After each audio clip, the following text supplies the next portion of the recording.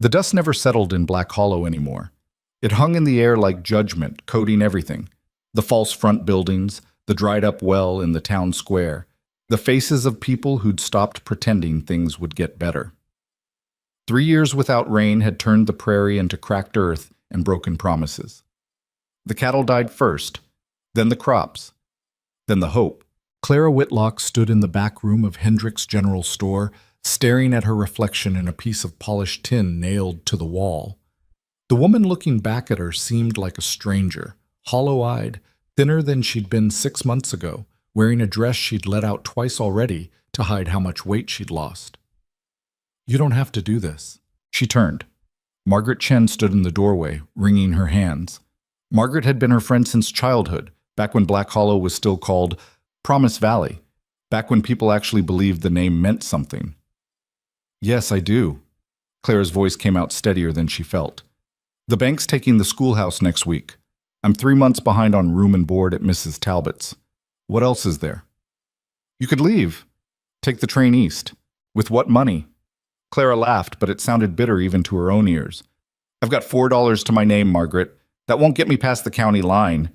Margaret stepped closer, lowering her voice. "They're calling it a bride lottery, but we both know what it really is. They're selling us like—" "I know what they're doing." Clara cut her off. She didn't need to hear it said aloud. The flyers had gone up 2 weeks ago, printed on expensive paper that someone had paid real money for, probably Mayor Crenshaw, who owned half the town and would own the other half soon enough. "Seeking respectable gentlemen of means. Black Hollow Bride Lottery. A chance at new beginnings. Saturday, October 14th, high noon." The words were dressed up pretty, but the meaning was clear enough. Desperate women, desperate town, desperate measures. $10 bought you a ticket, draw a name, get a wife. No questions asked about where you came from or what you'd done. The town got an influx of cash. The women got, well, that depended on who drew their name. "Ruby Morrison's husband beat her so bad last year she couldn't walk for a week," Margaret whispered. "What if—" "Then I'll deal with it." Clara straightened her spine, forced her shoulders back. "I've dealt with worse." She hadn't, actually, but saying it made her feel like maybe she could. The door crashed open. Vera Colton stumbled in, her face blotchy from crying. She was 19, pretty in that fresh-faced way that wouldn't last long out here. Her father had drunk himself to death 2 months back, leaving her with nothing but debts. "Can't do this," Vera sobbed. I can't. Clara moved without thinking, pulling the girl into her arms. "Breathe, just breathe. They're going to sell us like cattle." Vera's whole body shook. "Like we're nothing." "We're not nothing," Clara said it firmly, trying to convince herself as much as Vera. "We're survivors. Remember that." Outside, a bell rang. 3 chimes. Half an hour until noon. Margaret gripped Clara's hand. "If you need to run, if whoever draws your name is bad, you find me. You understand? We'll figure something out." Clara squeezed back, then let go. Running wouldn't solve anything. It never did. Watch. The town square was packed. Clara hadn't expected that. Men everywhere, dusty cowboys, railroad workers with permanent squints, a couple of suited gentlemen who looked like they'd come from somewhere with actual money.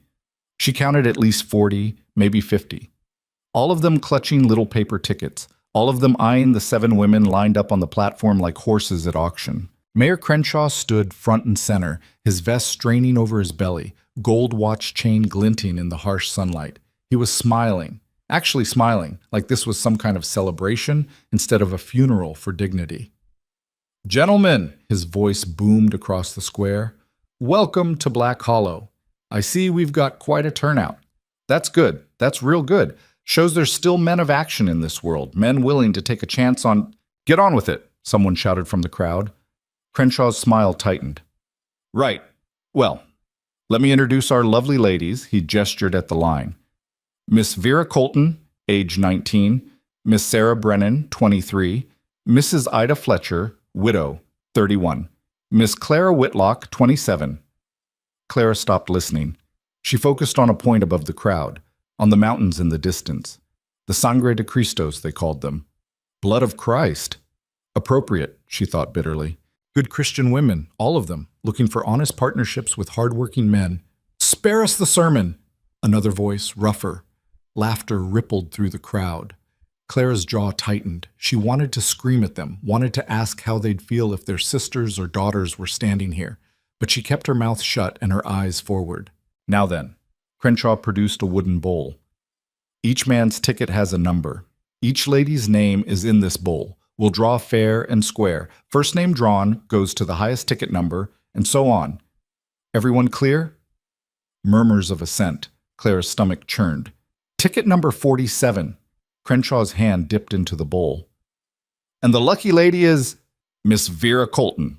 Vera made a small, broken sound. A man pushed forward, middle-aged, tobacco-stained beard, cruel eyes. He looked her up and down like evaluating livestock.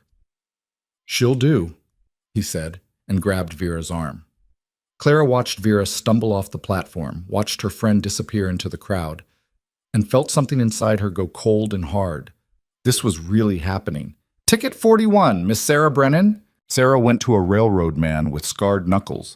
She didn't cry, just walked toward him with her head high. Clara silently cheered for that small act of defiance. 3 more names, 3 more women gone. Then Crenshaw's hand went into the bowl again. Ticket number? Well now, ticket number 1. First ticket sold. He pulled out a slip of paper. Miss Clara Whitlock. Time seemed to slow down. Clara descended the platform steps, her legs moving on autopilot. Ticket number 1. Who had bought ticket number 1? She scanned the crowd, trying to figure out which man was about to claim her. The crowd parted, and Clara's blood went cold. He was tall, well over 6 feet, with shoulders that looked like they could carry a full-grown steer. Dark hair, dark eyes, a face that might have been handsome if it wasn't so utterly closed off. He wore range clothes, dust-covered and worn, and a gun belt that sat low on his hips with the ease of someone who knew how to use it. But it wasn't his size or his gun that made people step back.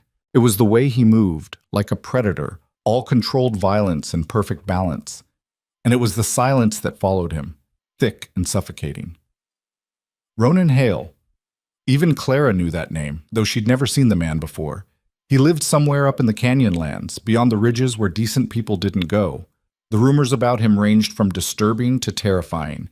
He'd killed a man in Denver, he was wanted by the law, he was half crazy from living alone too long. He stopped 3 feet from her and just looked. His eyes were dark brown, almost black, and completely unreadable. Mr. Hale? Crenshaw's voice had lost its jovial tone. Didn't expect to see you here. Ronan didn't look at him. He kept his gaze locked on Clara, studying her with an intensity that made her skin prickle. The lottery's legal, Ronan said. His voice was low, rough from disuse. I bought a ticket. I drew a name. Well, yes, technically. Then we're done here. Ronan turned, clearly expecting Clara to follow. She didn't move. He stopped, looked back. You coming? Clara found her voice. I don't even know you. You know my name. You know where I live. That's more than these other men gave their acquisitions. He said the word like it tasted bad. That's not exactly reassuring. Something flickered in his eyes. Amusement, maybe, or respect. Wasn't meant to be, but I paid my $10 same as everyone else. You want to stand here arguing, or you want to get this over with? Mayor Crenshaw stepped forward, mopping his brow. Now, Miss Whitlock, perhaps we could arrange No. The word came out harder than Clara intended, but she'd made her choice when she put her name in that bowl. And looking around at the other men, at their hungry stares and calculating expressions, she realized that Ronan Hale, dangerous, unknown Ronan Hale, might actually be the least terrible option. At least he hadn't touched her, hadn't leered, hadn't treated her like property, even if that's technically what she was now. Fine, she said. Let's go. She thought she saw surprise flicker across Ronan's face, but it was gone too quickly to be sure. He nodded once, then started walking. Clara followed, very aware of the crowd's eyes on her back, of the whispers starting up. Canyon lands won't last a week. Probably kill her. She kept her head up and kept walking. Ronan's horse was tied at the edge of town, a big roan gelding that looked as mean-tempered as its owner. There was no second horse. "I can ride," Clara said. "Didn't figure you couldn't." Ronan untied the reins, swung up into the saddle with easy grace, then extended a hand down to her. Clara hesitated. Once she took that hand, once she got on that horse, there was no going back. The town would disappear behind her. Whatever life she'd had, teaching children their letters, Sunday socials, the small respectability she'd managed to maintain, would be gone. "Last chance," Ronan said, and she couldn't tell if he was warning her or testing her. Clara grabbed his hand. His grip was strong, calloused, and he pulled her up behind him like she weighed nothing. She had to wrap her arms around his waist to keep from sliding off. He was solid as oak, radiating heat even through his shirt. "Hold on," he said, and kicked the horse into motion. They rode out of Black Hollow at a canter, dust rising behind them. Clara didn't look back. Couldn't afford to. If she looked back, she might lose her nerve. The town fell away. The prairie stretched out, endless and empty. And ahead, the mountains rose like jagged teeth against the sky. Clara tightened her grip and tried not to think about what she'd just done. But Nietzsche, they rode for hours. The sun climbed, peaked, started its descent. Ronan didn't speak, didn't stop. Just kept the horse moving at a steady pace that ate up miles without exhausting the animal. Clara's thighs ached from gripping the saddle. Her arms were tired from holding on. But she didn't complain. Complaining wouldn't change anything. The landscape changed gradually, flat prairie giving way to rolling hills, then rocky outcroppings, then the first real slopes leading up into the canyon lands. The air got thinner, cleaner. The silence was huge, broken only by the horse's hoofbeats and the wind.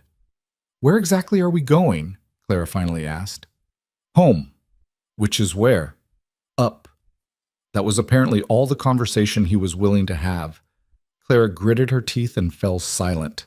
The trail got steeper, narrower. Clara looked down once and immediately regretted it. They were climbing along a ridge with a drop-off that had to be 100 feet or more. One wrong step and they'd both go tumbling. But Ronan rode like he'd done this 1,000 times, which he probably had. The horse picked its way confidently across loose scree and around jutting boulders. Finally, as the sun touched the western peaks, they rounded a bend and Clara saw it. A cabin. Not much of one. Single room, maybe, built into the side of a cliff with a roof that looked like it had been patched more times than not. There was a lean-to shelter for the horse, a fire pit outside with rocks arranged for seating, and a creek running clear and cold about 50 yards away. That was it. No neighbors. No town. Just stone and sky and silence. Ronan dismounted, then helped Clara down. Her legs buckled when her feet hit the ground. She'd been on that horse too long. He caught her elbow, steadied her until she got her balance back. "Thanks," she muttered. He grunted, already leading the horse toward the lean-to. Clara stood there, looking at the cabin that was apparently her new home, and felt the full weight of her situation settle over her like a rock slide. This was real. This was happening. She'd been bought and paid for, brought to the middle of nowhere by a man she didn't know, and there was no one coming to save her. She was utterly, completely alone. "There's a pump by the creek," Ronan called out. "Water's good. Cabin's open. Make yourself useful." Clara's temper, which she'd been keeping tightly leashed all day, flared. "Make myself useful?" He looked at her over the horse's back, expression neutral. "You got a problem with that?" "I got a lot of problems with that, actually. You just dragged me up a mountain without so much as a conversation, and now you're ordering me around like what?" He came around the horse, moving toward her with that predator's grace. "Like you're my wife? Because according to that piece of paper Crenshaw signed, that's exactly what you are. That paper doesn't mean anything. It means everything out here." He stopped a few feet away, studying her with those unreadable dark eyes. "Look, I'm not going to pretend this is something it's not. You needed out of that town. I needed, well, that's my business. We made a transaction. Now we make it work. And if I don't want to make it work, then you're free to leave." He gestured toward the trail they'd just climbed. "Walk back down that mountain. Go wherever you want. I won't stop you." Clara stared at him. "You're serious?" "Always am." She looked at the trail, steep, treacherous, already falling into shadow as the sun set. Then she looked at the cabin, then back at Ronan. "Why?" she asked. Why did you buy that ticket if you're just going to let me go? For the first time, something shifted in his expression, something that might have been pain or anger or both. Because that lottery was wrong. Because selling human beings is wrong, no matter what fancy name you put on it. And because he stopped, jaw working like he was chewing on words he didn't want to say. Because I couldn't stand there and watch it happen and do nothing. Clara felt something crack open in her chest. So this is what? Charity? Call it whatever you want. You're here. You can stay, you can go, your choice. But if you stay, you pull your weight. I don't keep passengers. He turned away, started unsaddling the horse. Clara stood there, furious and confused, and something else she couldn't quite name.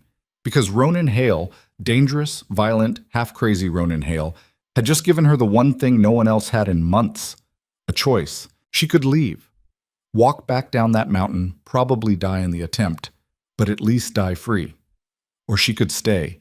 Make it work with a stranger who'd bought her like livestock but was offering her something that looked almost like respect. Clara looked at the cabin again. At the creek. At the vast expanse of canyon country spreading out below them, wild and hard and beautiful. Then she walked to the pump, filled a bucket with cold, clean water and carried it toward the cabin. Ronan didn't say anything. Didn't thank her. Just kept working on the horse. But when Clara glanced back, she could have sworn she saw the ghost of a smile at the corner of his mouth. In case. The cabin was as sparse inside as it looked from outside. One room, a stone fireplace taking up most of one wall, a rough-hewn table with 2 chairs, shelves holding supplies, flour, coffee, salt, beans, other dry goods. A bed in the corner, narrow but sturdy, covered with what looked like a bear pelt. Some pegs on the wall for hanging clothes. That was it. No curtains, no decorations, no softness, anywhere. Clara set the bucket down and looked around, trying to figure out where exactly she fit into this space. Ronan came in carrying his saddlebags. He dumped them by the door, then moved to the fireplace and started building a fire with practiced efficiency. "Bed's yours," he said without looking at her. Clara blinked. "What?" "The bed. It's yours. I'll sleep outside." "You can't sleep outside. It's getting cold. I've slept in worse." He struck a match, held it to the kindling until flames caught. "There's a bedroll in the corner. I'll be fine." "That's ridiculous. This is your home. I'm the one who, You're the one who, what?" He straightened, fixing her with that intense stare. "Who got dragged up here against your will? Who's got every right to be scared and angry and ready to run? Yeah, that's you. So you get the bed and I sleep outside where you don't have to worry about what I might do in the dark." Clara's breath caught, because he was right. She had been worried about that, about what would happen when night fell and there was no one around to hear her scream. "I'm not going to touch you," Ronan said quietly. "Not now, not ever, unless you want me to. I don't care what that paper says. As far as I'm concerned, you're your own person. We clear?" Clara nodded, not trusting her voice. "Good." He turned back to the fire. "There's beans and salt pork. Coffee's strong. Help yourself." He walked out, leaving Clara alone in the cabin. She stood there for a long moment, trying to process everything that had happened in the last 12 hours. This morning she'd been Clara Whitlock, failed schoolteacher and lottery participant. Now she was... what? Ronan Hale's wife, who wasn't really his wife? A woman who'd escaped one cage only to find herself in another, stranger one? She didn't know. But as she started preparing food over the fire Ronan had built, as the smell of coffee filled the small space and warmth crept into her bones, Clara felt something she hadn't expected. Relief. Maybe even hope. Outside, she could hear Ronan moving around, setting up his bedroll, talking quietly to the horse. The sounds were oddly comforting, proof that she wasn't completely alone up here. Clara filled 2 tin cups with coffee, strong and black. Then she walked to the door and called out, "Coffee's ready." Ronan appeared from around the side of the cabin. He looked surprised. "Figured you'd want some," Clara said, holding out one of the cups.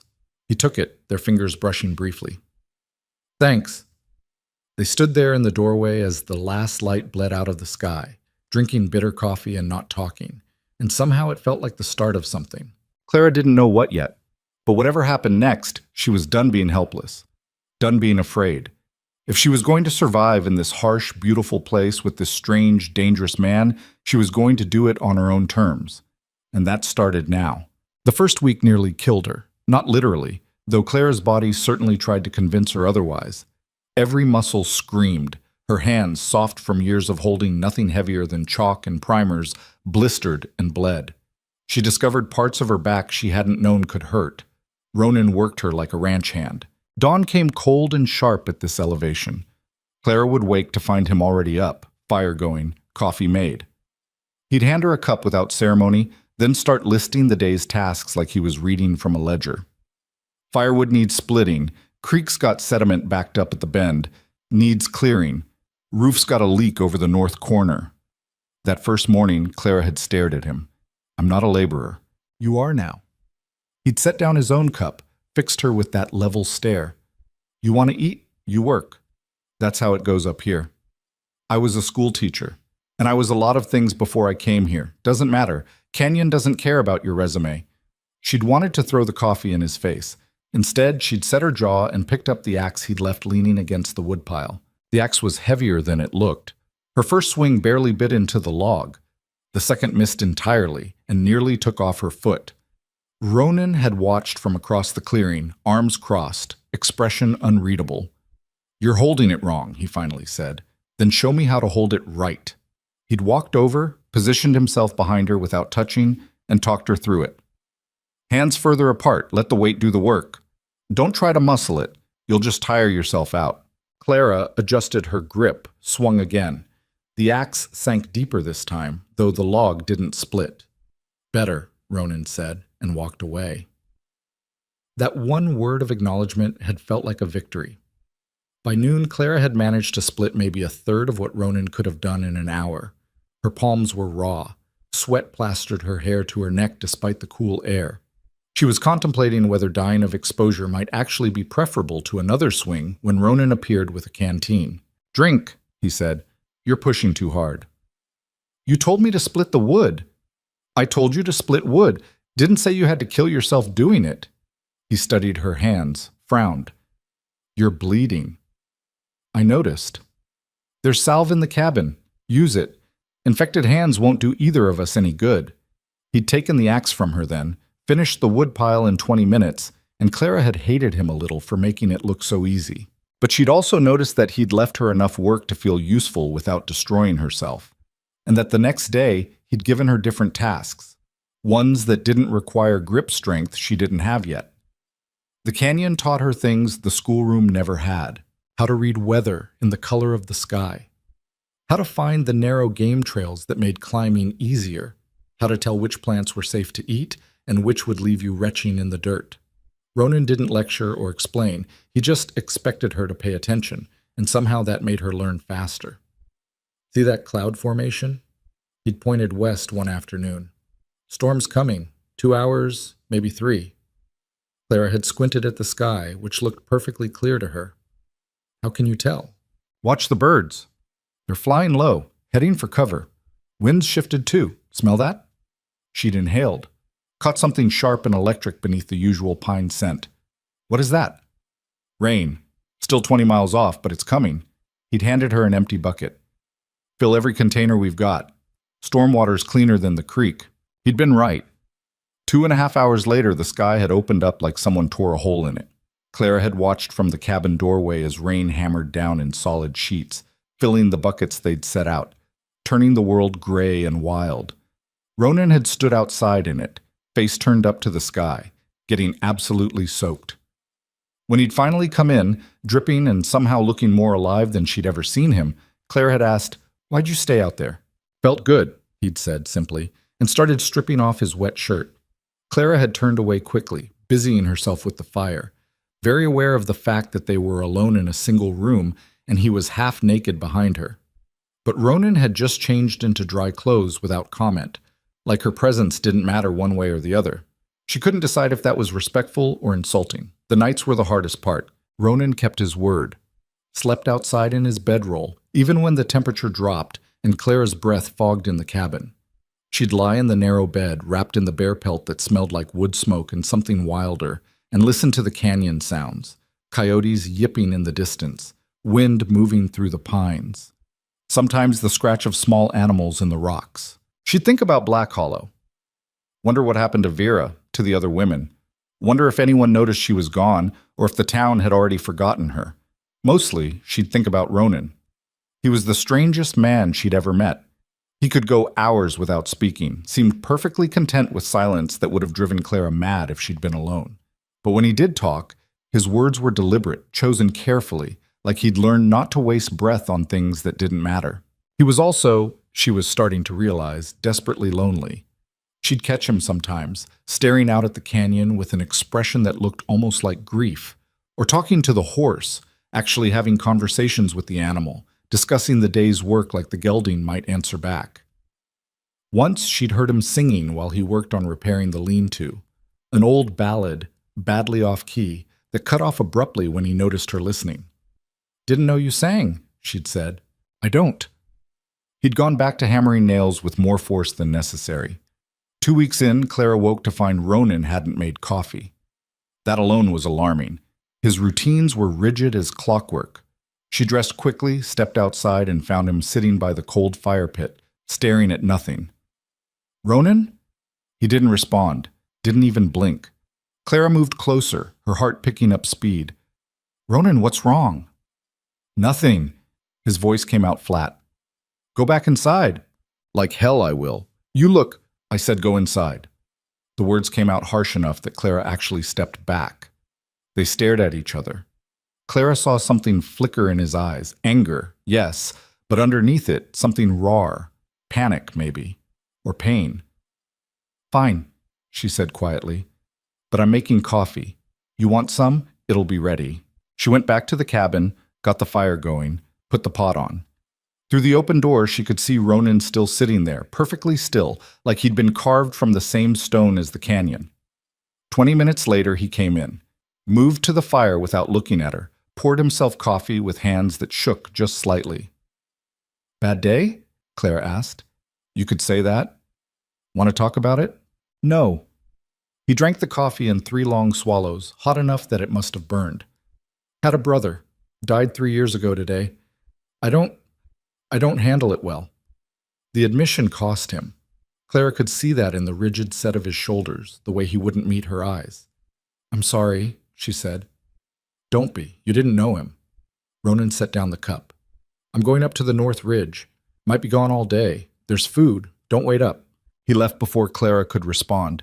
She watched him disappear up the trail, moving fast like he was trying to outrun something that lived in his own head. Clara spent the day working on the tasks he'd left undone. Mending a torn section of the roof, organizing the food stores, scrubbing pots that probably didn't need scrubbing just to have something to do with her hands. She understood loss. Her parents had died within a year of each other when she was 22.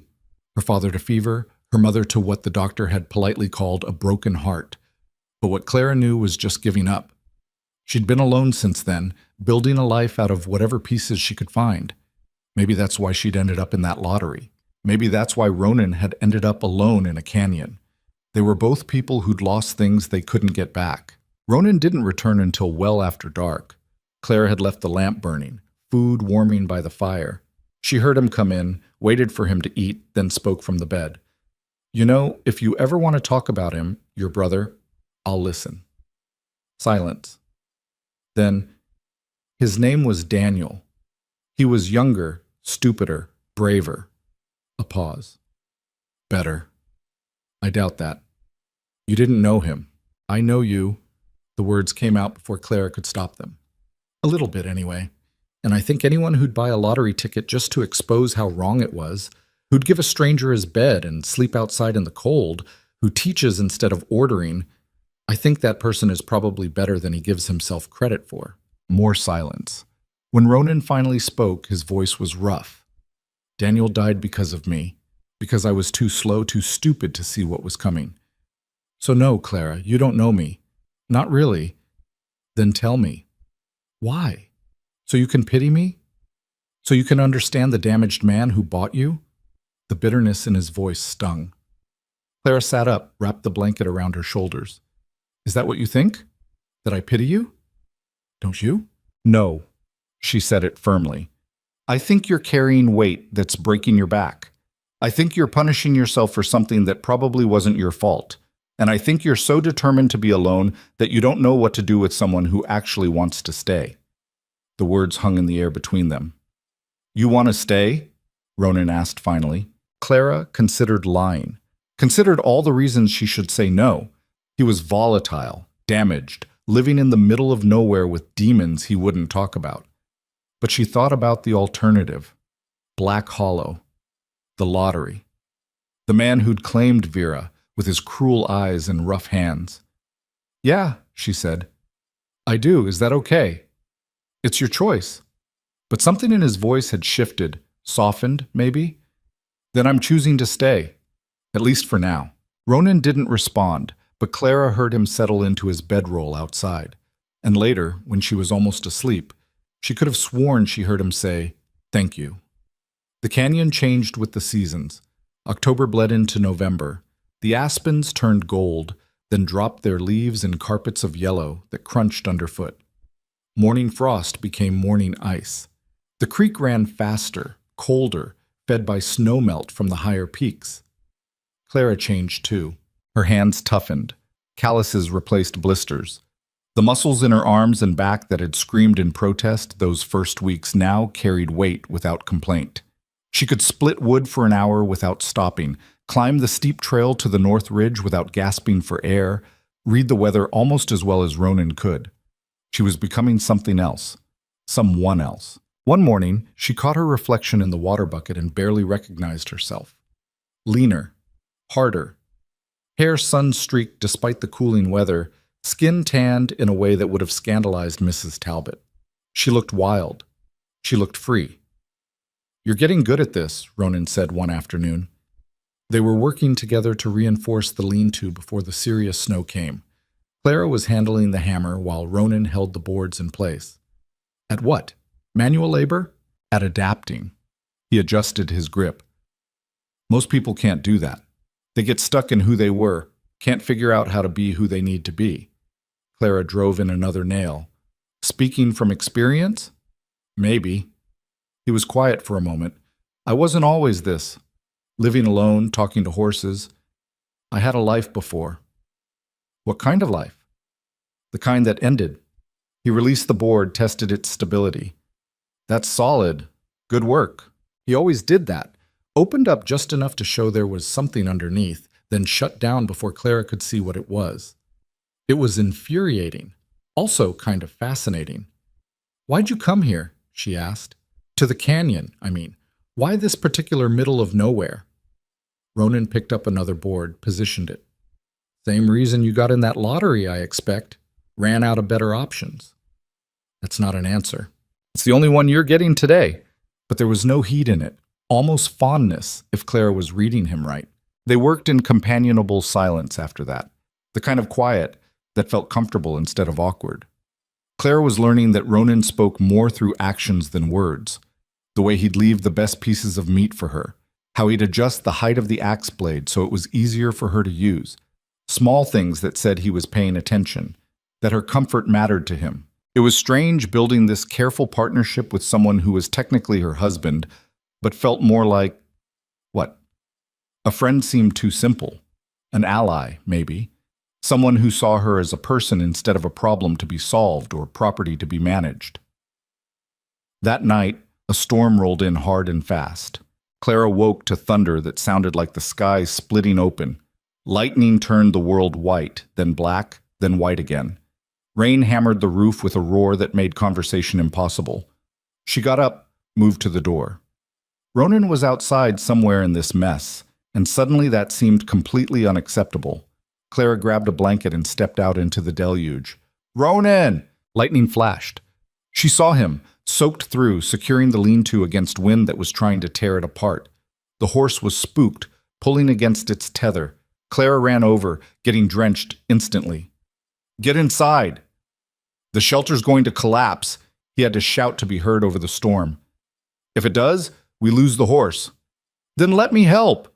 For a second, she thought he'd refuse, send her back to the cabin where it was safe and dry. But then he nodded, pointed to a rope. "Tie that end to the support post. Pull it tight."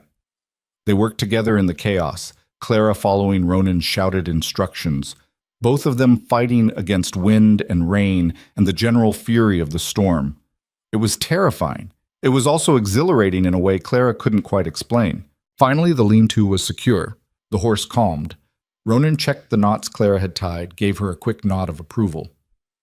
"Good," he said. "Let's get inside before we both freeze to death." They stumbled into the cabin, dripping and shaking. Clara's teeth were chattering. Ronan immediately moved to build up the fire, his hands steady despite the cold. "You didn't have to come out there," he said, back to her. "Yes, I did." "Why?" "Because you were out there." Clara pulled the wet blanket off her shoulders, hung it near the fire. "And because that horse is important, and because I'm not going to sit inside being useless while you handle everything alone." Ronan turned to look at her. Water dripped from his hair. His shirt was plastered to his skin. Something moved in his expression. Surprise, maybe, or respect, or something Clara couldn't name. "You're shaking," he said. "I'm fine." "You're not fine. You're half frozen." He grabbed a dry blanket from the shelf, held it out. "Change out of those wet clothes. I'll turn around." Clara took the blanket, her fingers brushing his. For a moment, neither of them moved. The cabin felt suddenly smaller, the air charged with something that had nothing to do with the lightning outside. Then Ronan stepped back, turned to face the wall. Clara changed quickly, hyper-aware of his presence even with his back turned. When she was decent, wrapped in the blanket, she said, "Okay?" He turned around, and Clara saw that he'd changed too. Dry shirt, dry pants, hair roughly toweled. He looked different somehow, less guarded. "Thank you," he said, "for helping. You didn't have to." "I wanted to." Clara moved closer to the fire, trying to absorb its warmth. "We're partners in this, right? Whatever this is." "Are we?" "I think so. Unless you'd rather I go back to being the scared woman who doesn't know which end of an axe to hold." The corner of Ronan's mouth twitched. Not quite a smile, but close. "That woman was never who you were. You were always this. Just took the canyon to show you." The words settled into Clara's chest, warm and unexpected. That might be the nicest thing anyone's ever said to me. Then people haven't been paying attention. Outside, the storm raged on. But inside the cabin, with the fire crackling and the two of them standing close enough to share warmth, Clara felt something shift. The careful distance they'd been maintaining, the walls they'd both built to protect themselves, had developed cracks, and neither of them seemed interested in repairing them. "Ronan?" Clara said softly. "What happened to your brother?" He was quiet for so long she thought he wouldn't answer. Then he moved to the table, sat down heavily, and started talking. "We were prospecting, up in Colorado near Leadville. Daniel was convinced we'd strike silver, get rich, live like kings." His voice was flat, emotionless, but Clara could hear the pain underneath. "I told him it was a fool's dream, but Daniel never listened to me when it mattered." Clara pulled out the other chair, sat across from him. Waited. "We were in a played-out mine. Dangerous, unstable. I knew better. Should have made him leave, but he found a vein, small but real, and he was so damn happy." Ronan's jaw worked. Then the tunnel collapsed. Happened so fast. One second he was laughing, showing me the silver. Next second, nothing but rocks and dust. "You couldn't have known." "I should have." The words came out sharp. "I was older. I was supposed to protect him. That was my job, and I failed." Clara reached across the table, put her hand over his. "It was an accident. Accidents happen. That doesn't make it your fault. Doesn't make it not my fault either." But he didn't pull his hand away. "I dug for 3 days, moved tons of rock with my bare hands, found him on the 3rd day. He'd been dead for hours. Maybe died instantly, maybe suffered. I'll never know." "I'm sorry," Clara said, and meant it with everything she had. "After that, I couldn't be around people, couldn't stand the pity in their eyes, couldn't handle questions about what happened, so I came here, built this place, figured I'd live alone until I died, and that seemed like a fair punishment for getting my brother killed. That's not living, that's just existing. Maybe that's all I deserve." Clara squeezed his hand. "That's not true. You saved me, Ronan. You and that lottery ticket. You saved Vera and Sarah and all those other women from being trapped with men who treat them like property. That matters. That means something. Does it? Yes. She said it fiercely. It means you're not the person you think you are. It means you're better than the guilt you're carrying. Ronan looked at her then, really looked at her, and Clara saw the walls come down, saw the man underneath all that carefully controlled distance. He was broken, damaged, haunted by ghosts he couldn't outrun. He was also kind, protective, strong in ways that had nothing to do with physical strength. You scare me sometimes, Ronan said quietly. Clara blinked. I scare you? You see too much. Say things that cut right through the walls I've built. He turned his hand over, laced his fingers through hers. You make me think maybe I don't have to stay broken. And that's terrifying. Because you've gotten comfortable being broken? Because I don't know who I am if I'm not. Clara understood that. She'd built her whole identity around being a school teacher, around being respectable and proper and controlled. Losing that had felt like dying. But being here, in this canyon, with this man who demanded she be strong instead of soft, it had rebuilt her into something new. Maybe Ronan could be rebuilt too. Then figure it out, she said. We'll figure it out together. Why would you do that? Why would you stay with someone as damaged as me? Because I'm damaged too.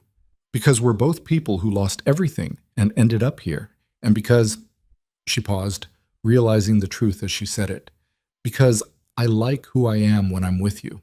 You don't want me to be small or quiet or easy. You just want me to be capable, real. That's worth staying for.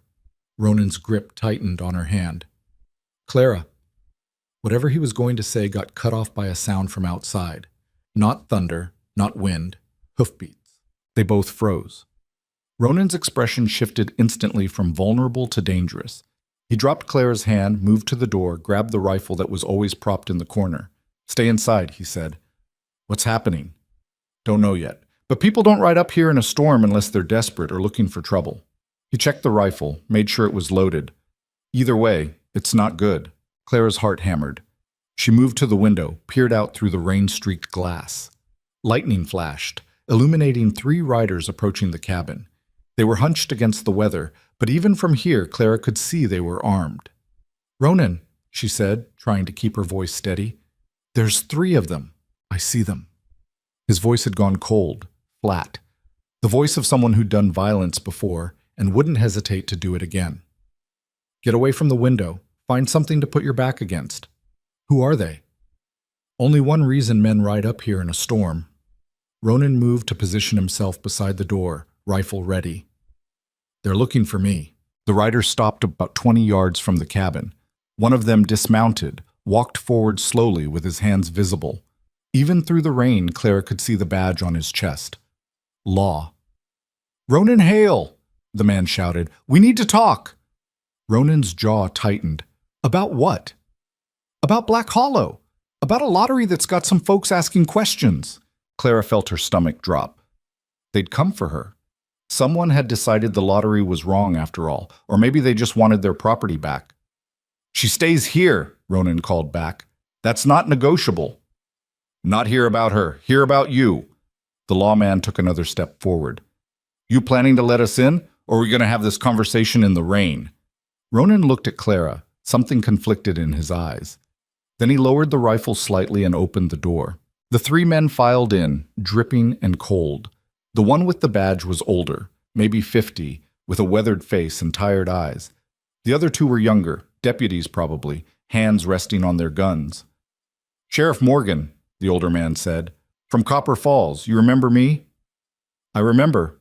Ronan's voice was carefully neutral. What do you want? Morgan looked around the cabin, his gaze landing on Clara. Ma'am, you're Clara Whitlock? I am. You here of your own free will? Clara straightened her spine. I am. You understand you've got options? That lottery wasn't exactly legal. You could leave, press charges, get compensation. I don't want any of that, Clara said firmly. I'm staying. Morgan studied her for a long moment, then nodded. Fair enough. He turned back to Ronan. That's not why we're here anyway. We got word from Denver about the Leadville mine collapse, about your brother. Ronan went very still. What about it? Investigation's been reopened. New evidence suggests the collapse wasn't an accident. Someone had been sabotaging mines in the area, cutting support beams to make claims look played out. Then they'd buy the claims cheap and rework them. The silence in the cabin was absolute. Daniel's death wasn't your fault, Morgan said quietly. It was murder. And we've got the man who did it in custody. Thought you'd want to know. Clara watched Ronan's face, saw shock, disbelief, then something that looked like grief mixed with rage. Who? The word came out like gravel. Mine foreman named Jessup. He confessed to 17 separate incidents. Your brother's was one of them. Morgan shifted his weight. I know that doesn't bring Daniel back, but I thought you should hear it from me instead of reading it in some newspaper. Ronan said nothing. He just stood there, rifle hanging loose in one hand, looking like the floor had dropped out from under him. Clara moved to his side without thinking, put her hand on his arm. He didn't shake her off. There's one more thing, Morgan said. Men from Black Hollow have been asking about you, about the lottery. Some of them are saying you interfered with town business, that you've got no right to keep Miss Whitlock here. Like hell they are, Clara snapped. I'm not property. The lottery was wrong and everyone knows it. I agree with you, ma'am, but that doesn't stop men like Mayor Crenshaw from making noise. They're talking about coming up here, bringing you back by force if necessary. Let them try, Ronan said. His voice was quiet, but there was steel underneath. This is my land. She's here by choice. Anyone who tries to change that is going to have a serious problem. Morgan held up his hands. I'm not here to arrest anyone or drag anyone back. Just giving you fair warning, things might get ugly. Things are always ugly, Ronan said. We'll handle it. The sheriff nodded. I believe you will. He gestured to his deputies. We should go. Storm's breaking. You two, watch yourselves. And Hale? I'm sorry about your brother. Daniel was a good kid. Yeah, Ronan said softly. He was. The lawmen left. Clara and Ronan stood in the doorway, watching them disappear into the rain-washed darkness. Are you okay? Clara asked. No. Ronan set the rifle down, leaned against the doorframe like he needed the support. 3 years. I spent 3 years thinking I killed him, hating myself for it, and it was someone else's fault. It wasn't on you. Doesn't feel real. He rubbed his face with both hands. Doesn't change anything. He's still dead. But you can stop punishing yourself for it. Clara moved closer. You can let yourself grieve without the guilt. That's something. Ronan looked at her, and Clara saw tears in his eyes for the first time. He didn't cry, just stood there with wet tracks on his face, raw and exposed in a way that made her chest ache. I don't know how to do that, he said. Then we'll figure it out. Clara took his hand again, just like we figured out everything else. He pulled her closer, wrapped his arms around her in a hug that was more desperation than comfort.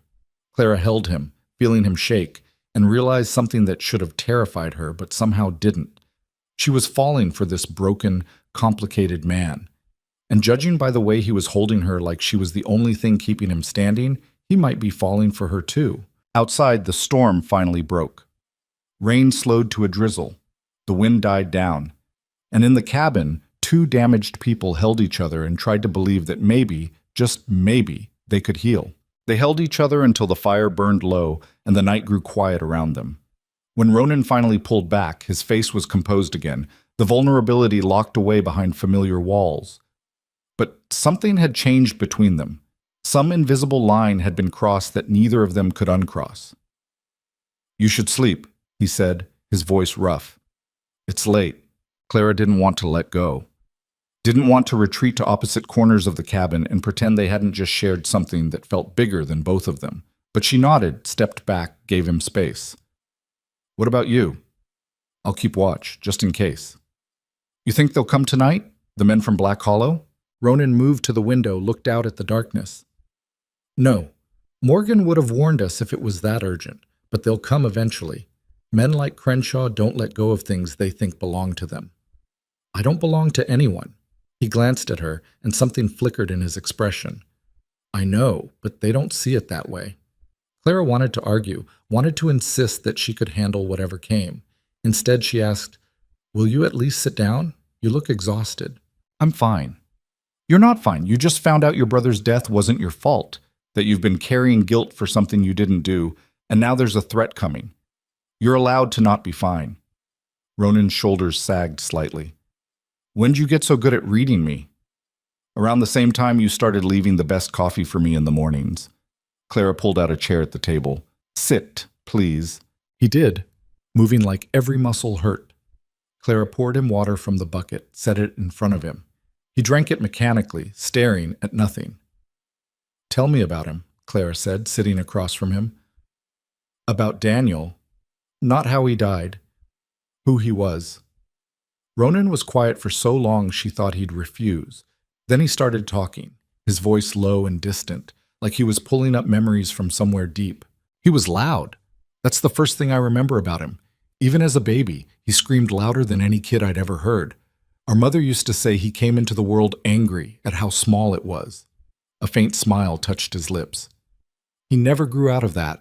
Always wanted more, wanted bigger, wanted to see everything, do everything, be everything. Sounds exhausting. It was. But it was also... Ronan paused, searching for words. He made everything feel possible, like the world was smaller than his dreams, and if he just pushed hard enough, those dreams would come true. And you? I was the practical one. The one who said no when Daniel wanted to jump off cliffs into swimming holes, or ride untrained horses, or bet our last money on poker games he couldn't win. He shook his head. Spent my whole life trying to keep him safe. Then the one time it actually mattered. You did everything you could.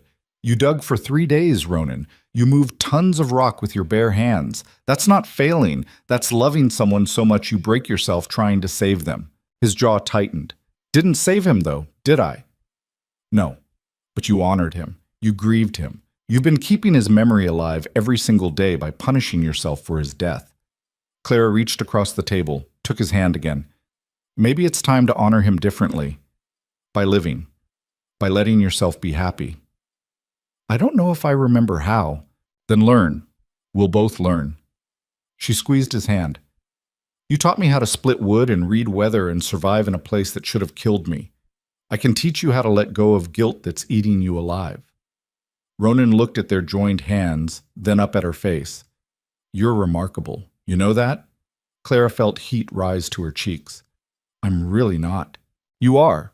You got dragged up a mountain by a stranger, worked yourself half to death learning skills you never needed before, and now you're sitting here trying to fix someone who's been broken for years. That's remarkable. Or stupid. No, he said it firmly. Not stupid. Brave. The word settled between them, heavy with meaning. Clara had never thought of herself as brave. She'd always been the cautious one, the rule follower, the woman who colored inside the lines. But maybe Ronan was right. Maybe choosing to stay, choosing to fight for something instead of running from it, maybe that was its own kind of courage. I'm scared, she admitted, of what's coming, of the men from Black Hollow, of what happens if this doesn't work, whatever this is between us. Me too. Ronan stood, pulled her up with him. For a moment they just stood there, close enough that Clara could feel the heat radiating off him, could see the pulse beating in his throat. But I'm more scared of losing you, of them taking you back to that town and me never seeing you again. That terrifies me more than anything else. Clara's breath caught. Ronan? He cupped her face with both hands, his palms rough and warm against her skin. I know this is complicated. I know we're complicated. But I need you to know, you're not just some woman I bought at a lottery. You're... He struggled with the words. You're the first person in 3 years who's made me want to wake up in the morning, who's made this place feel like home instead of a prison. You matter to me, Clara, more than I know how to say. Clara felt tears prick her eyes. You matter to me too, so much that it scares me. Good. He leaned down, pressed his forehead against hers. We'll be scared together. They stood like that for a long time, breathing each other's air, neither wanting to break the moment. Finally, Clara whispered, You should sleep, even if it's just for a few hours. Only if you sleep too. Deal. Ronan hesitated, then said, The bed's big enough for 2, if you're comfortable with that. I don't want to be alone tonight. Clara's heart hammered, but she nodded. Okay. They moved to the bed awkwardly, both hyper-aware of each other. Ronan lay down first, staying on the far edge, giving her as much space as possible. Clara climbed in beside him, and the bear pelt settled over both of them. The bed was narrow. Even with Ronan pressed against the wall, there were maybe 6 inches between them. Clara could feel the heat of him, could hear his breathing in the darkness. "Clara?" His voice was barely a whisper. "Yeah? Thank you for staying, for everything." She rolled onto her side, facing him. In the dim glow from the banked fire, she could just make out his profile. "Thank you for giving me a choice, for seeing me as a person instead of property. That's worth more than you know." Ronan turned his head, met her eyes. Then, slowly, deliberately, he reached out and took her hand under the blanket. Their fingers laced together, and Clara felt something in her chest crack open. This was dangerous. Getting attached to someone this broken, this haunted, in a situation this precarious. But it was also real in a way nothing else in her life had ever been. They fell asleep like that, hands joined, breathing synchronized, 2 damaged people finding comfort in each other's presence. And for the first time since she'd climbed onto that horse in Black Hollow, Clara felt something she hadn't dared to hope for. She felt safe. Morning came too soon and too loud. Clara woke to the sound of horses, multiple horses moving fast. Ronan was already up, already at the window with his rifle, his body tense. "How many?" Clara asked, throwing off the blanket. 6. Maybe 7. His voice was cold, controlled. "They brought a crowd." Clara joined him at the window. In the pale morning light, she could see the riders approaching. Rough men on rougher horses, all armed. Leading them was a figure she recognized even at this distance. Mayor Crenshaw. "That son of a—" Clara bit off the curse. "He actually came. Told you. Men like him don't let go." Ronan checked his rifle, then handed Clara a pistol from the shelf. "You know how to use this? I've never shot a gun in my life." "Then today you learn. Point, squeeze the trigger, don't close your eyes. It'll kick, so brace for it." He met her eyes. "I don't want you to have to use it, but if things go bad, I need to know you can protect yourself." Clara took the pistol, her hands shaking slightly. The weight of it felt wrong, alien, but she nodded. "Okay." The riders stopped about 30 yards out. Crenshaw dismounted, his bulk making the process awkward. He had 2 men flanking him, hired muscle from the look of them. The others stayed mounted, hands on their weapons. "Hail!" Crenshaw's voice echoed off the canyon walls. "We need to talk." Ronan opened the cabin door but stayed in the frame, rifle held loosely but ready. "About what?" "About the property you stole from Black Hollow. About Clara Whitlock, who entered into a legal contract with our town." "She entered a lottery," Ronan called back. "I bought a ticket. I won. That's how lotteries work." "That lottery was for the benefit of Black Hollow. You had no right to interfere." Clara stepped into view beside Ronan. "I had every right to be won by whoever bought a ticket. That was the deal, and I choose to stay here." Crenshaw's face reddened. "You don't understand what you're saying, girl. You've been isolated, confused. This man has been nothing but respectful," Clara interrupted. "Which is more than I can say for the system you created. Selling women like cattle? That's what you did, Mayor. Don't dress it up as something noble." "We were trying to save the town." "By sacrificing women? By treating us like we were worth less than livestock?" Clara felt her anger rising, hot and righteous. "I'd rather be here, free to make my own choices, than back in Black Hollow being someone's property." One of the hired men spoke up, his voice rough. "Boss, this is taking too long. Let's just take her and go." "You try it," Ronan said quietly, "and I'll put a bullet through your skull before you take 3 steps. The man's hand moved toward his gun. Ronan's rifle came up in one smooth motion, aimed dead center at the man's chest. "Go ahead, see what happens." The tension stretched taut as a wire. Claire could hear her own heartbeat, could feel sweat trickling down her spine despite the cold morning air. Crenshaw held up his hands. "Now, let's all calm down. Nobody needs to get shot. Hale, be reasonable. The town invested money in that lottery. Miss Whitlock has value." "I'm not property," Claire's voice cracked like a whip. "I'm a human being, and I'm staying here by choice. If you have a problem with that, take it up with the law." "We are the law in Black Hollow. one of the other men said. No, a new voice called out. You're not. Everyone turned. Sheriff Morgan rode into the clearing, his 2 deputies behind him. He looked tired but determined. Sheriff, Crenshaw said, his tone shifting to something approximating friendliness. Good to see you. We're just here to retrieve stolen property. Miss Whitlock isn't property, Morgan said flatly. And according to territorial law, that lottery you ran was illegal. I've got documentation from the territorial governor's office. You want to press charges against Hale? You're welcome to try. But I guarantee you'll end up in more trouble than him. Crenshaw's face went from red to purple. That lottery saved the town. We had investors, agreements. You had a scheme that violated about 6 different laws. Morgan dismounted, walked forward with deliberate slowness. Now, you can turn around and ride back to Black Hollow.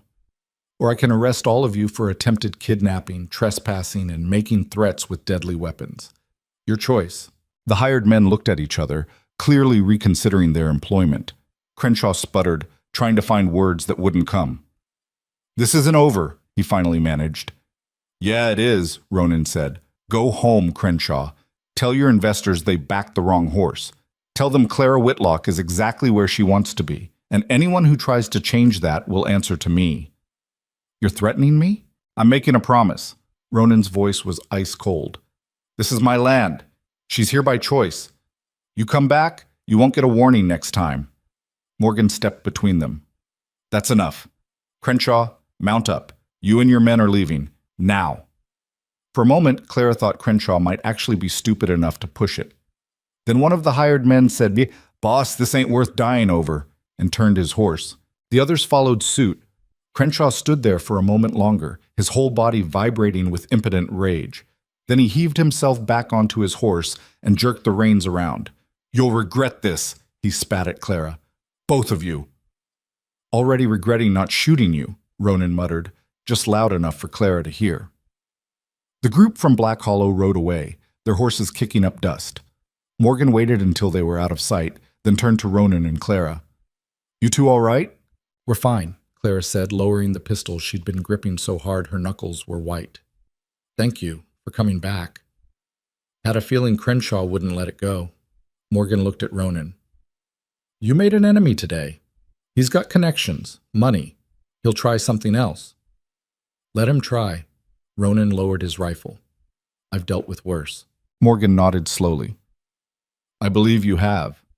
He remounted his horse. Watch yourselves. And Miss Whitlock, if you ever change your mind, if you need help, you send word to Copper Falls. I'll make sure you're taken care of. I appreciate that, Clara said, but I won't need it.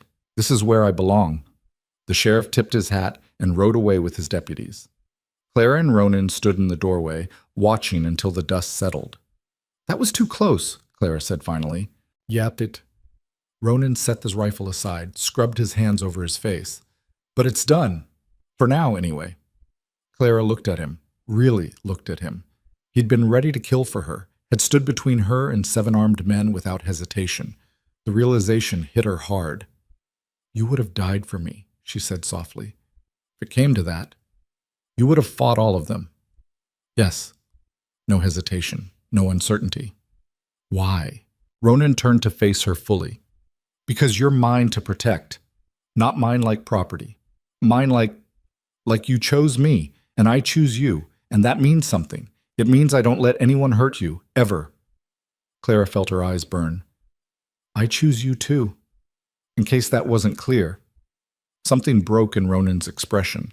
The last wall crumbling, the final defense falling away. He crossed the distance between them in 2 strides, pulled her into his arms, and kissed her. It wasn't gentle. It was desperate and hungry and tasted like relief. Clara kissed him back with everything she had, her hands fisting in his shirt, pulling him closer. When they finally broke apart, both breathing hard, Ronan rested his forehead against hers. I love you, he said, the words rough and unpracticed. I don't know when it happened. Maybe that first day when you grabbed my hand and got on the horse. Maybe when you came out in the storm to help with the lean-to. Maybe every single moment since. But I love you, Clara Whitlock, and I need you to know that. Clara's breath hitched. I love you too. Even though you're stubborn and damaged and live in the middle of nowhere. I love you. He kissed her again, softer this time, like he was memorizing the taste of her. When he pulled back, there were tears on his face. Daniel would have liked you, he said. He would have said I didn't deserve you, and he would have been right. Stop that. Clara wiped the tears from his cheeks with her thumbs. You deserve to be happy. You deserve to be loved. And I'm going to keep telling you that until you believe it. Might take a while. Good thing I'm not going anywhere. They stood there in the doorway holding each other while the sun climbed higher and the canyon came alive with morning sounds. And for the first time in 3 years, Ronan felt something other than guilt and grief. He felt hope. The days that followed had a strange quality to them, like the world had shifted on its axis and everything looked different now. Clara and Ronan moved around each other with a new awareness, their careful partnership transforming into something deeper. They still worked dawn to dusk. The canyon didn't care about emotions, it still demanded survival. But now they worked side by side, close enough to touch, stealing moments when they could. A hand on the small of Clara's back as Ronan passed behind her, her fingers brushing his when she handed him tools, kisses stolen between tasks, quick and sweet and promising more later. At night they shared the bed without awkwardness. Ronan would pull Clara against his chest, wrap his arms around her, and they'd talk in the darkness about everything and nothing. She learned about his childhood in Missouri, about the father who died when he was 12, about the years he'd spent trying to keep Daniel safe and fed. He learned about her parents' deaths, about the loneliness of being the only educated woman in Black Hollow, about dreams of teaching in a real school in a real city. You could still do that, Ronan said one night, his fingers tracing idle patterns on her arm. If you wanted, I wouldn't stop you. I know. Clara pressed closer to him. But I don't want to. Not anymore. That was someone else's dream. The woman I am now wants different things. Like what? Like this. Like building something that matters with someone who sees me as an equal. Like waking up every morning and knowing I chose my life instead of having it chosen for me. She twisted to look at him. Is that enough? Am I enough? Without the teaching and the respectability and all the things I used to think defined me? Ronan cupped her face, his thumb brushing her cheekbone. You're more than enough. You're everything. They made love for the first time 3 weeks after the confrontation with Crenshaw. It wasn't planned or seductive. They'd been working on winterizing the cabin, both covered in dust and sweat, when Ronan had made a joke and Clara had laughed, really laughed. And suddenly they were kissing and the need became too much to ignore. It was awkward at first. They fumbled with clothes and angles, bumped heads, laughed at themselves. But then Ronan looked at her with such raw vulnerability that Clara's breath caught, and she understood this wasn't just physical for him. It was trust. It was letting someone see all his broken pieces and believing they wouldn't leave. I've got you, she whispered, pulling him down to her. I'm not going anywhere. Afterward, they lay tangled together under the bear pelt, both shaking slightly.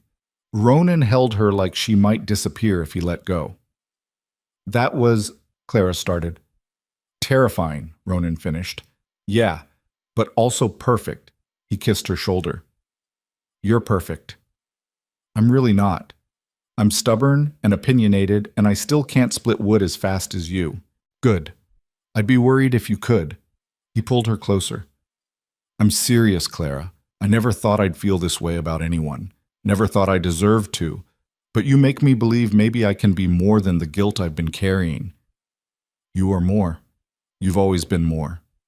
She turned in his arms, met his eyes. We're going to be okay. Whatever comes next, we'll face it together. Promise? Promise. Winter came hard and fast.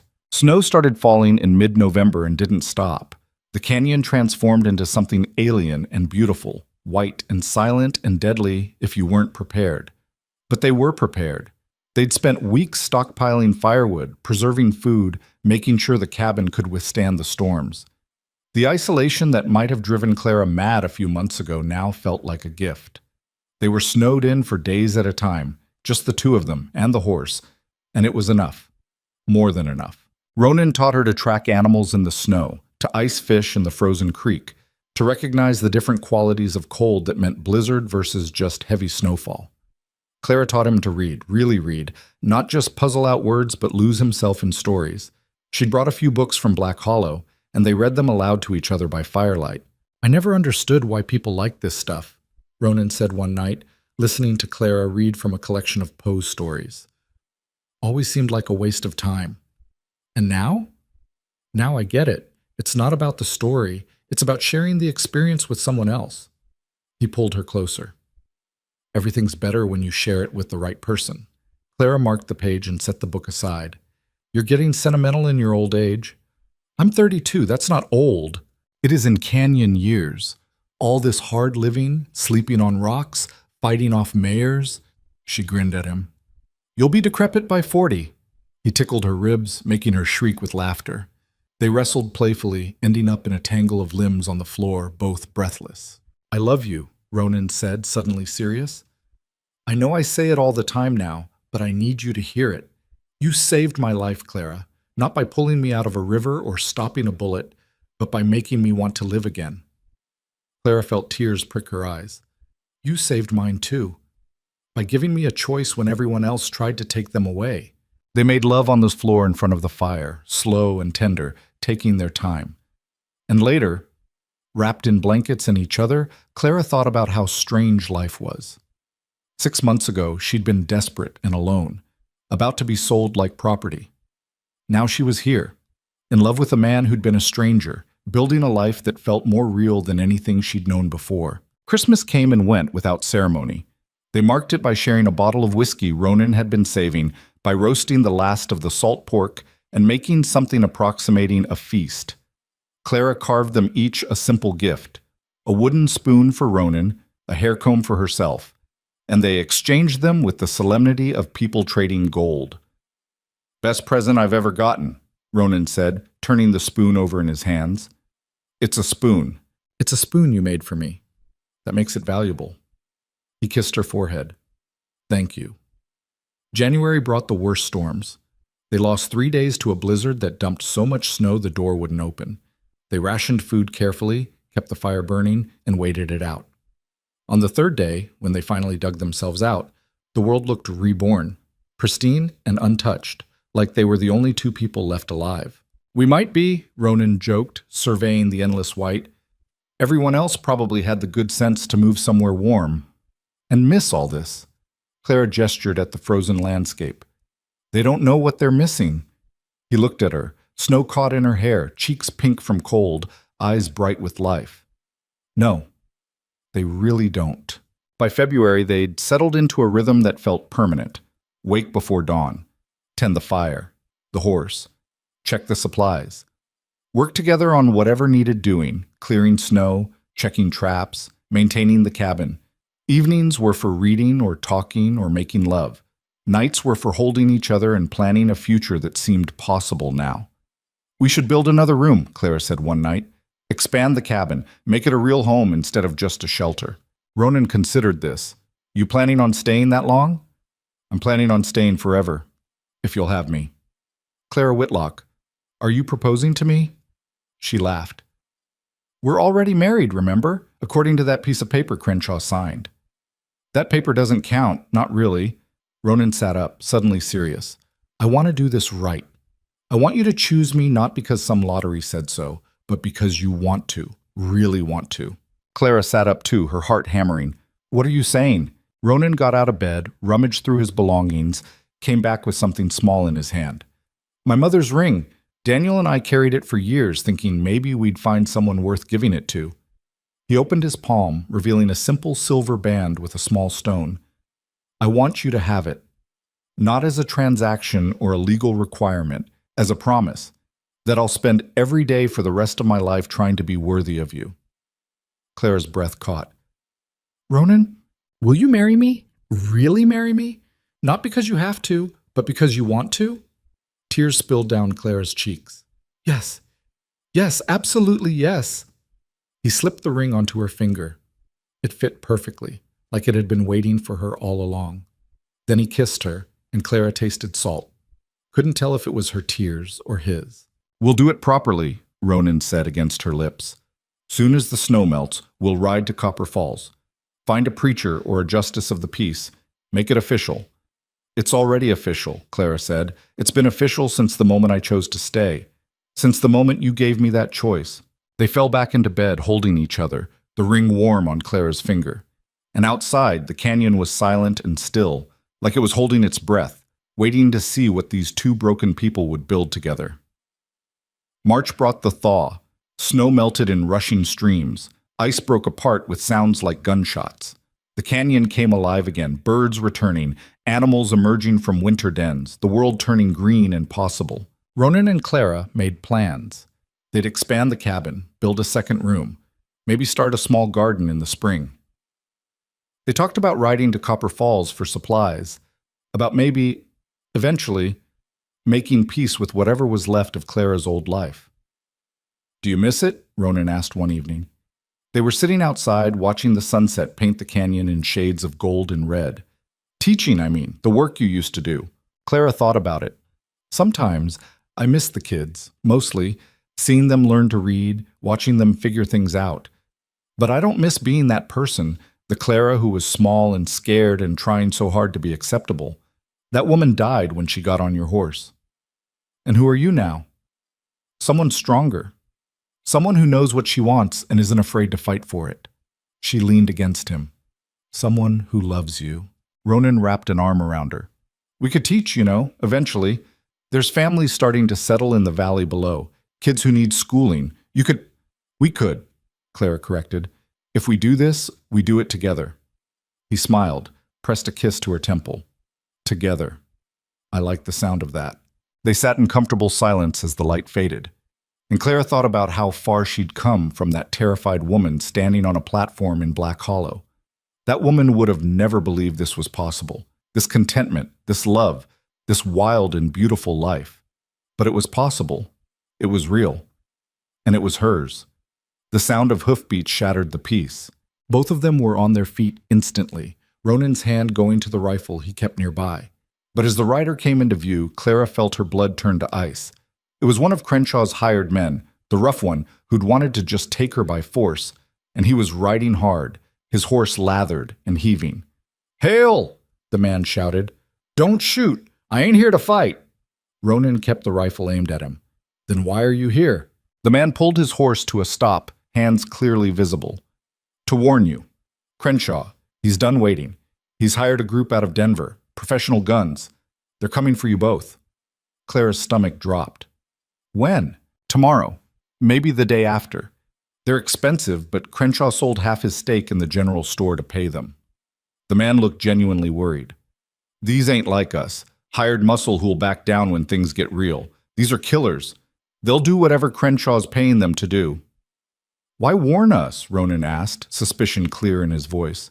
"Because I got a sister, and I've been thinking about what would have happened if she'd been in that lottery."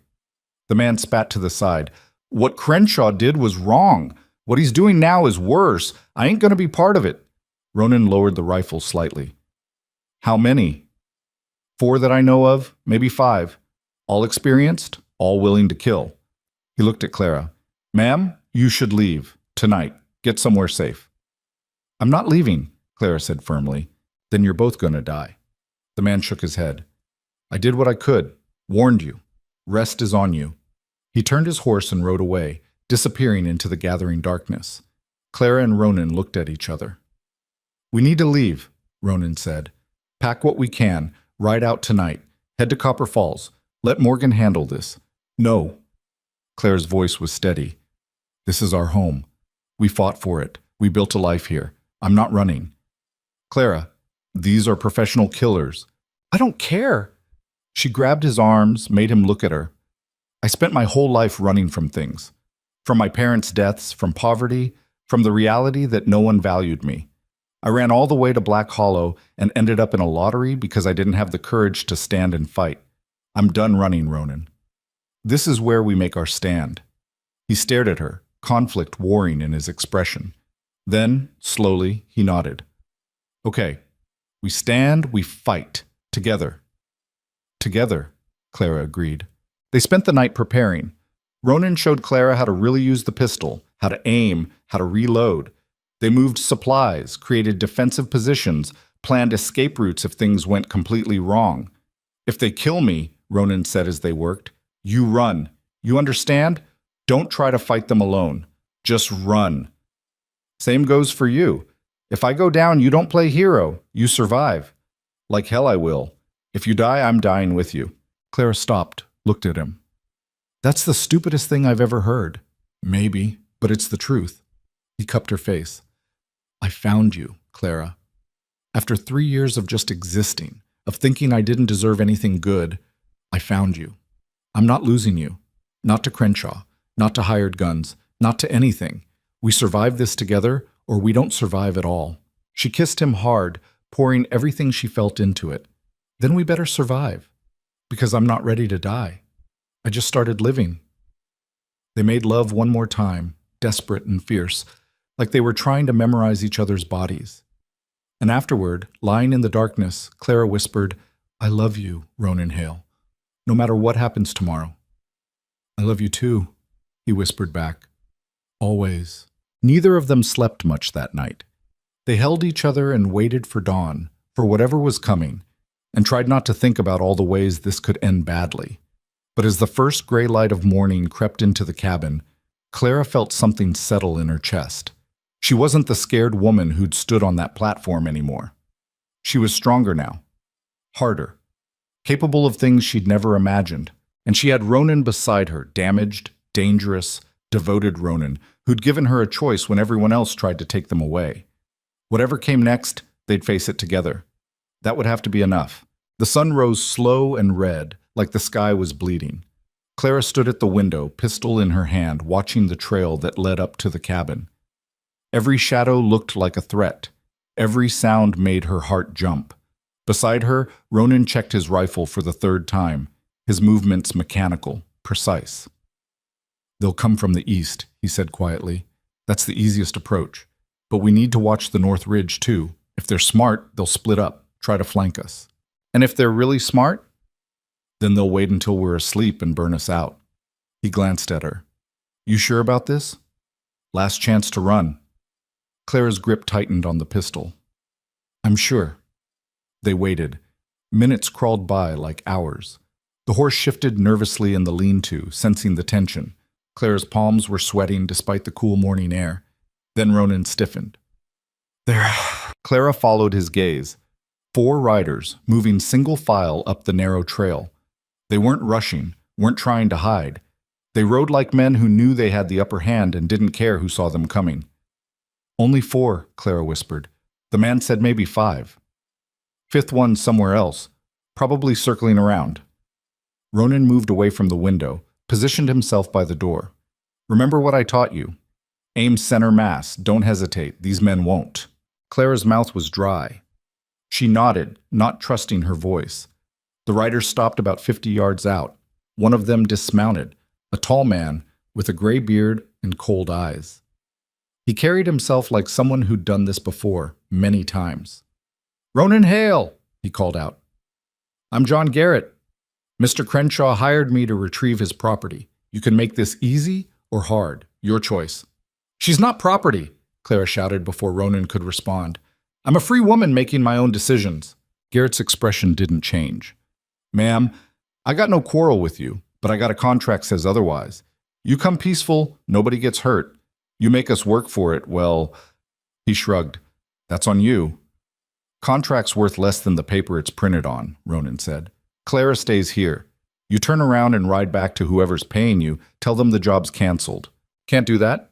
Professional reputation to consider. Garrett gestured to his men. 2 of them started moving, spreading out to flank the cabin. Last chance, Hale. Send the woman out, or we come in and get her. Ronan's answer was to aim his rifle at Garrett's chest.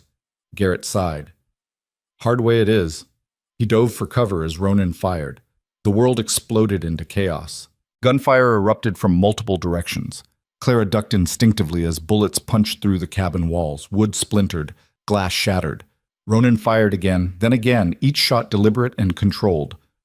North window, he shouted. Clara, north window! She scrambled over, saw one of Garrett's men trying to circle around. Her hands shook as she raised the pistol, tried to remember everything Ronan had taught her. Center mass. Don't close your eyes. Squeeze. Don't pull. She fired. The kick nearly knocked the gun from her hand. The shot went wide, hitting rock instead of flesh. The man saw her, grinned, started to raise his own weapon. Ronan's rifle barked. The man went down hard, clutching his shoulder. Good distraction, Ronan said, already moving to the other window. Keep them honest. They can't shoot what they can't see. Clara's ears were ringing. The smell of gunpowder burned her nose.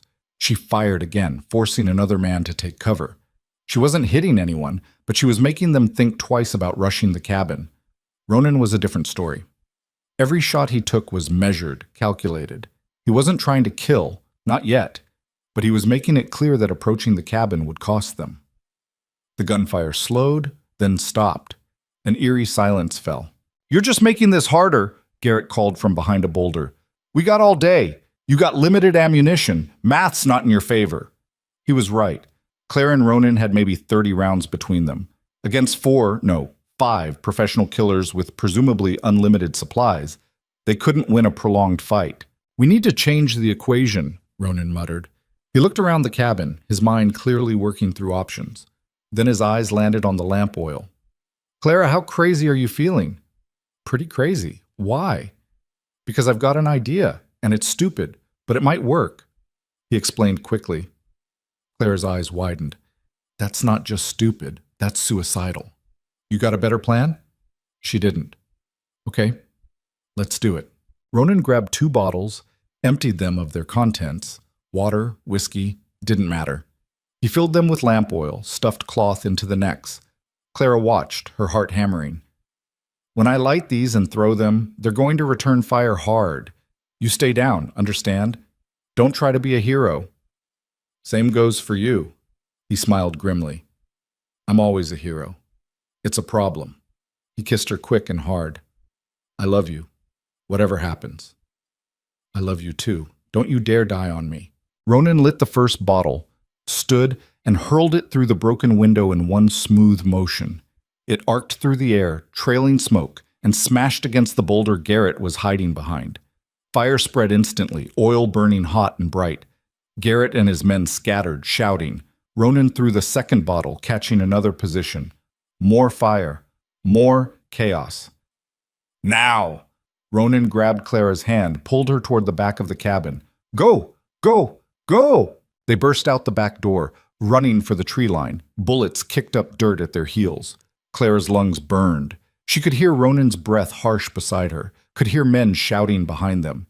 They made it to the rocks, dove behind cover. Ronan immediately turned, started laying down covering fire. Clara reloaded her pistol with shaking hands, the way he'd taught her. "There's the 5th one," Ronan said, pointing. A man was circling wide, trying to cut off their escape route. "Stay here. I'm going to—" "No." Clara grabbed his arm. "We stay together. That was the deal." "Clara, together." A bullet ricocheted off the rock next to them. Ronan cursed, pulled her closer to cover. "Fine. Together. But when I move, you move. And if I say run, you run. Deal?" "Deal." They moved through the rocks like ghosts, using every bit of cover. Ronan's years of living in the canyon paid off. He knew every path, every hiding spot. But Garrett's men knew their business too. They were spreading out, coordinating, slowly tightening the noose. Clara's pistol clicked empty. She'd used all her ammunition. She looked at Ronan. "I'm out." He handed her his knife. "Then we get creative." They ended up pinned behind a large outcropping, Garrett's men approaching from 3 sides. Clara could hear them calling to each other, coordinating their final push. Her hands were slick with sweat. The knife felt heavy and useless. "I'm sorry," Ronan said quietly. "I should have made you leave, should have—" "Shut up."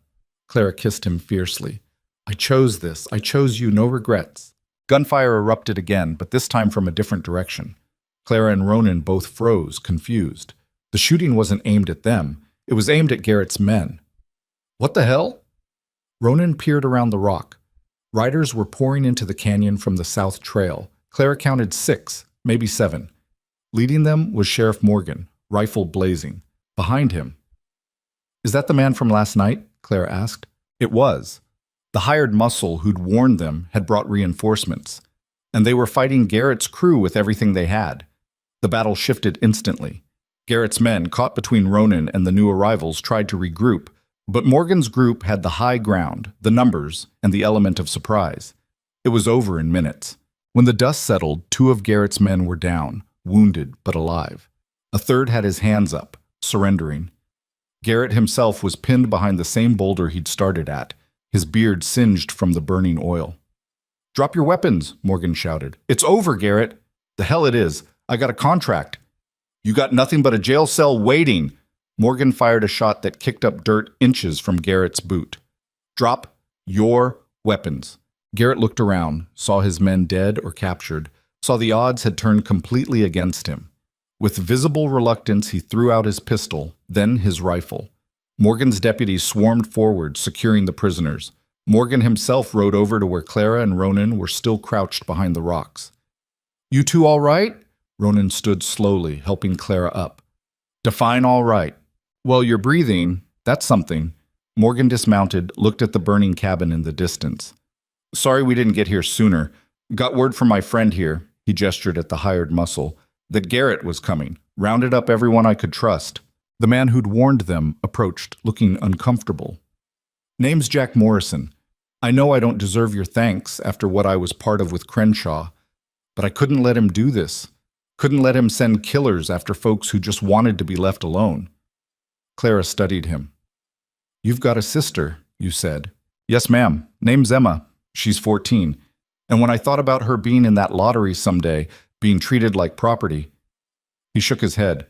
"I couldn't stomach it anymore, so I did what I could to make it right." "Thank you," Clara said quietly. "You saved our lives." Morrison nodded, looking relieved. Morgan put a hand on his shoulder. "You did good, son. Takes courage to go against your employer like that." "What happens now?" Ronan asked. "Now I arrest Garrett and his crew, take them back to Copper Falls for trial. Attempted murder, trespassing, assault. They're going away for a long time." Morgan looked at Ronan seriously. "And I'm going to need you to come testify, both of you." Clara felt Ronan tense beside her. "How long?" "Few days, maybe a week. Just long enough to get their statements on record. Let the territorial judge sort this out." Morgan seemed to read Ronan's reluctance. "I know you don't like towns, Hale, but this is important. Crenshaw needs to answer for what he's done. And your testimony is key to making that happen." Ronan looked at Clara. She could see the conflict in his eyes, the desire to refuse, to go back to his isolation, warring with the need to finish what they'd started. "We'll come," Clara said. "Together." "Together," Ronan echoed, though he sounded less certain. They spent the rest of the day dealing with the aftermath. The cabin was damaged but salvageable. One wall had burned, but the stone foundation held. Most of their supplies were intact. The horse had survived, spooked but unharmed. 2 of Garrett's men had died in the fighting. Morrison's group buried them on the ridge. No ceremony, no words, just dirt and rocks in the wind. Clara watched from a distance, feeling nothing. These men had come to kill her and Ronan. She couldn't summon sympathy for them. That night they slept in what remained of the cabin, wrapped in blankets, the smell of smoke heavy in the air. Ronan held Clara like he was afraid she'd disappear. "I thought I was going to lose you," he said into the darkness. "When they had us pinned, when we were out of ammunition, I thought that was it. That I'd finally found something worth living for, and it was going to be taken away. But it wasn't." Clara pressed closer to him. "We survived. We're still here. This time. What about next time? What if Crenshaw hires more men? What if... Then we deal with it. We keep dealing with it until he gives up or until..." She didn't finish the sentence. "Until one of us doesn't survive," Ronan finished for her. "That's what you were going to say?" "Yes. No point in lying. But I'd rather live 1 year with you facing whatever comes than live 50 years somewhere safe and boring. Wouldn't you?" He was quiet for a long moment. "Yeah, I would." They left for Copper Falls 2 days later. The ride down from the canyon felt strange, like leaving sanctuary for hostile territory. Clara kept looking back, watching the cabin, their home, disappear behind them. Ronan rode tense and silent, his eyes constantly scanning for threats. Morgan met them at the edge of town with a contingent of deputies. "Crenshaw knows you're coming," he said. "There's been talk. I've got men watching to make sure nothing happens, but stay close to me. Don't wander off alone." Copper Falls was bigger than Black Hollow, more established. It had real streets, real buildings, a courthouse that looked like it had been standing for decades. People stared as they rode through, whispering behind their hands. "They know who we are," Clara said quietly. "Whole territory knows by now," Morgan replied. "Story of the bride lottery, Hale's stand, the shootout. It's been in all the newspapers. You two are famous, or infamous, depending on who you ask." Clara felt exposed, vulnerable. She missed the canyon, missed the isolation where nobody cared about their business. Morgan set them up in a boarding house run by a stern-faced woman named Mrs. Kowalski. She showed them to a small room with a narrow bed, looked them both up and down, and said, "No trouble. I hear shouting, fighting, gunfire. You're out. Clear?" "Clear," Clara said. When Mrs. Kowalski left, Ronan moved to the window, looked out at the street below. "I don't like this. Too many people, too many variables. It's only for a few days." Clara joined him, took his hand. "Then we go home." "Home." He tested the word. "Never thought I'd call anywhere home again. But that cabin, with you, yeah, that's home." The trial started the next morning. The courthouse was packed. Seems everyone in Copper Falls wanted to see the bride lottery case.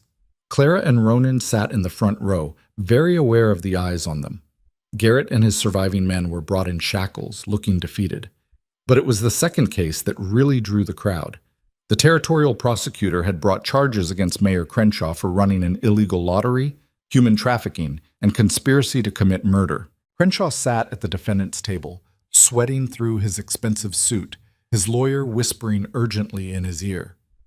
When he saw Clara, his face twisted with rage. "That woman is my property," he shouted, standing up. "The contract was legal. She belongs to Black Hollow." The judge, a severe woman in her 50s named Harriet Walsh, slammed her gavel. "Mr. Crenshaw, you will sit down and be silent, or I will have you removed from this courtroom. Do you understand?" Crenshaw sat, but his glare could have melted iron. The prosecutor called Clara to the stand first. She walked up on shaking legs, placed her hand on the Bible, swore to tell the truth. Then she sat and faced a room full of strangers who wanted to hear about the worst day of her life. "Miss Whitlock," the prosecutor began, "tell us about the bride lottery. In your own words." Clara took a breath, found Ronan in the crowd. He nodded, giving her strength. So she talked. About the desperation that drove her to enter. About standing on that platform like livestock. About the fear that came with being sold to a stranger. "But Mr. Hale didn't treat you as property, did he?" the prosecutor asked. "No. He gave me a choice. He gave me freedom when everyone else wanted to take it away." Clara looked directly at Crenshaw. "He saw me as a person. That's more than the town that sold me ever did." Crenshaw's lawyer tried to discredit her, suggested she'd been coerced by Ronan, that she was suffering from some kind of captivity delusion. Clara shut him down coldly. "I know my own mind, sir. I made my choice with clear eyes and full knowledge of what I was doing. If anyone's delusional, it's the people who thought selling human beings was acceptable." The courtroom erupted in applause. Judge Walsh gavelled for order, but Clara saw approval in her eyes. Ronan testified next. He was uncomfortable on the stand, answering questions in clipped sentences, clearly hating every minute of exposure. But his testimony was powerful. He described entering the lottery specifically to expose its cruelty, described offering Clara freedom, described defending their home from hired killers. "Mr. Hale," the prosecutor said, "why did you enter that lottery? You could have just reported it to the authorities." "Because authorities don't always care about vulnerable women in dying towns. Because I wanted to make sure at least one person got out with their dignity intact." Ronan looked at the jury. "I bought that ticket planning to free whoever's name I drew.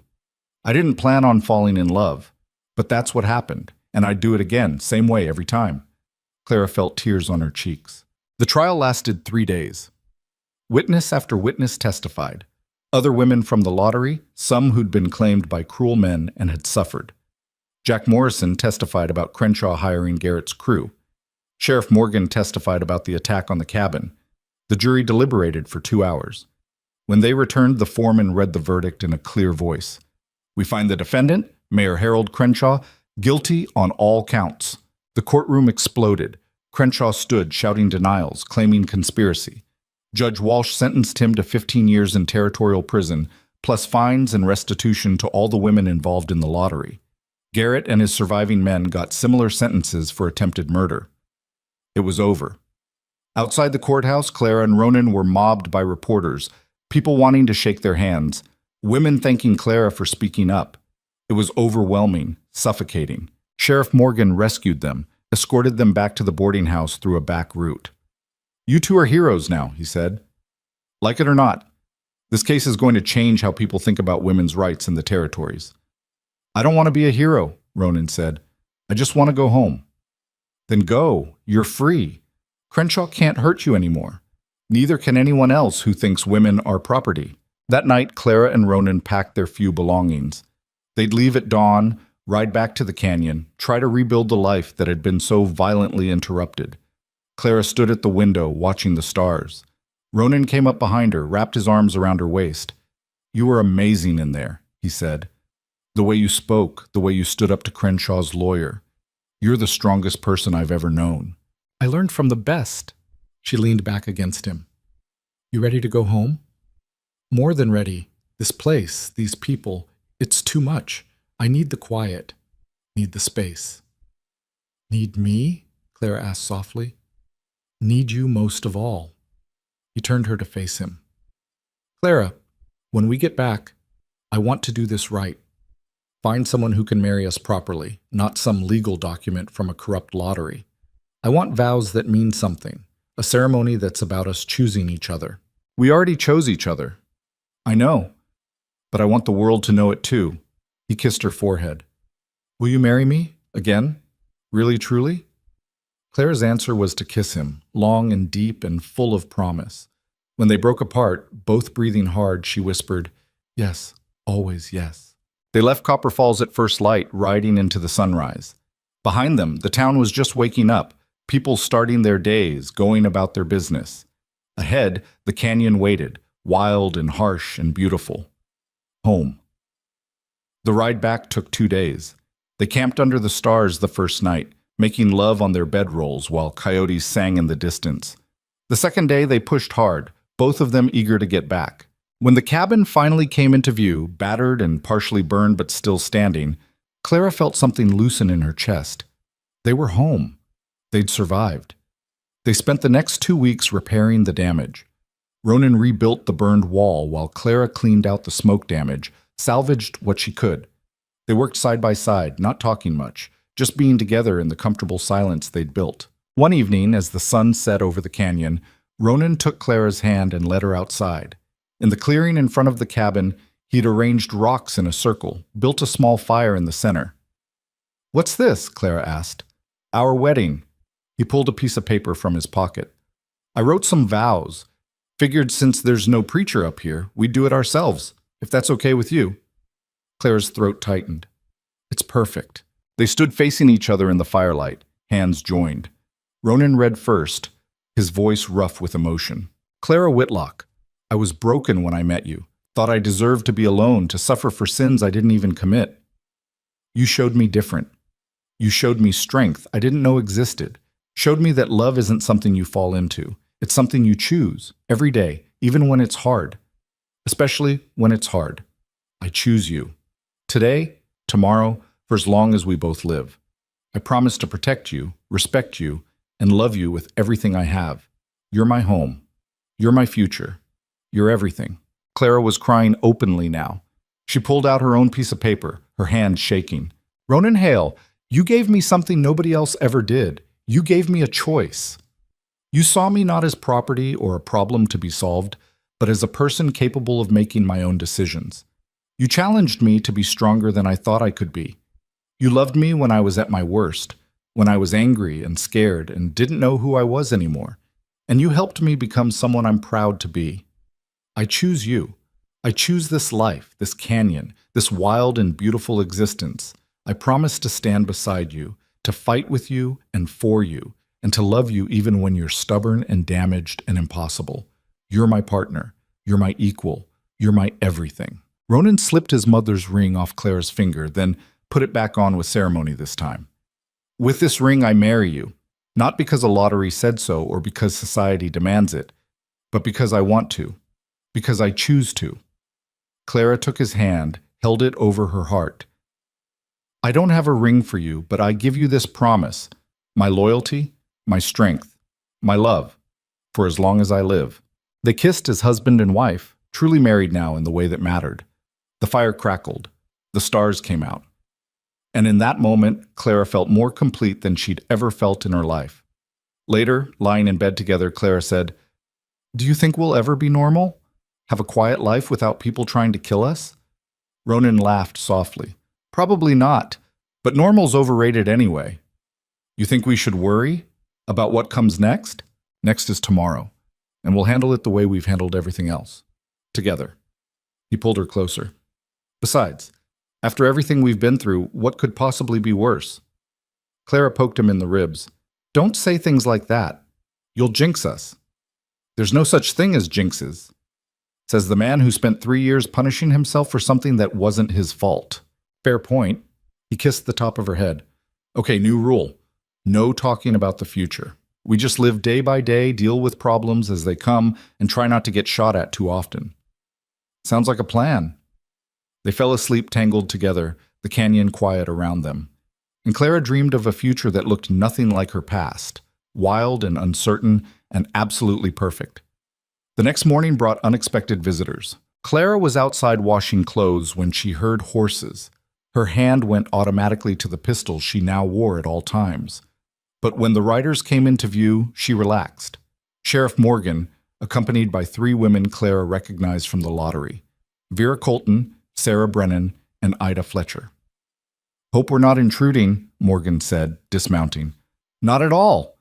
Clara called into the cabin. "Ronan, we've got company."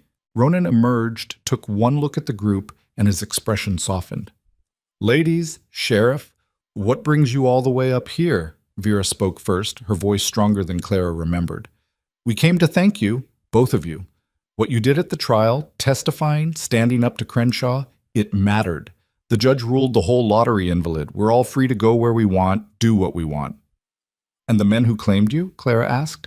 "Most of them slunk away when they realized they had no legal standing," Sarah said. She looked different too, taller somehow, more confident. "A few tried to cause trouble, but Sheriff Morgan here made sure they understood property law doesn't apply to people." "We wanted you to know," Ida added. "You changed our lives, gave us hope that we could be more than what that town tried to make us." Clara felt overwhelmed. "I just told the truth." "You did more than that. You showed us what courage looks like." Vera stepped forward, took Clara's hands. "Thank you for everything."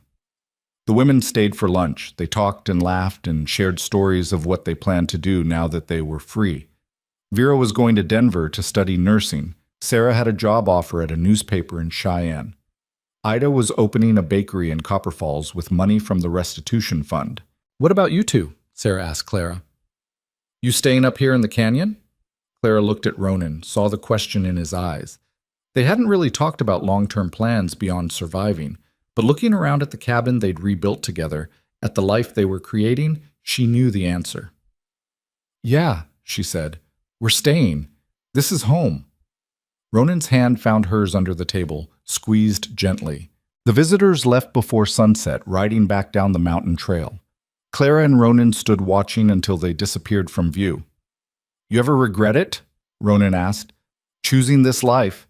You could have gone with them, started over somewhere civilized." "This is civilized. It's just our version of it." Clara turned to face him. "No regrets. Not one. You?" "My only regret is that I didn't find you sooner." He pulled her close. "But we've got time now. Years and years, if we're lucky. And if we're not lucky, then we make the most of whatever time we get." They went inside as the sun set, closing the door on the outside world. Inside the cabin, they built a fire, made dinner, and talked about small things. Whether to expand the garden in spring, if they should get chickens, how to reinforce the roof before next winter. Normal things. Domestic things. Things that felt impossibly precious after everything they'd survived. That night as they lay in bed, Clara said, "I love you, Ronan Hale. My husband, my partner, my home." "I love you too, Clara Hale." He said her new name like a prayer. "Thank you for choosing me. for seeing past all the damage and finding something worth saving. You were always worth saving. You just needed someone to show you. They made love slowly, tenderly, taking their time. And afterward, wrapped in each other's arms, they fell asleep to the sound of the canyon wind and the promise of tomorrow. Whatever came next, challenges, threats, struggles, they'd face it together. Because that's what partners did. That's what love meant. And in a world that had tried so hard to break them both, they'd found something stronger than fear, stronger than guilt, stronger than any force that tried to tear them apart. They'd found each other. And that was enough. Spring came late that year, arriving in fits and starts like it couldn't quite commit to the season. One day the world would be green and warm. The next, a cold snap would remind them that winter hadn't completely surrendered. But slowly, inevitably, the canyon came alive again. Clara stood in the clearing they'd designated for the garden, hands on her hips, surveying the turned earth. Her back ached from hours of digging, her fingernails were black with dirt, and she'd never been happier. "You're smiling at dirt," Ronan observed from where he was mending fence posts.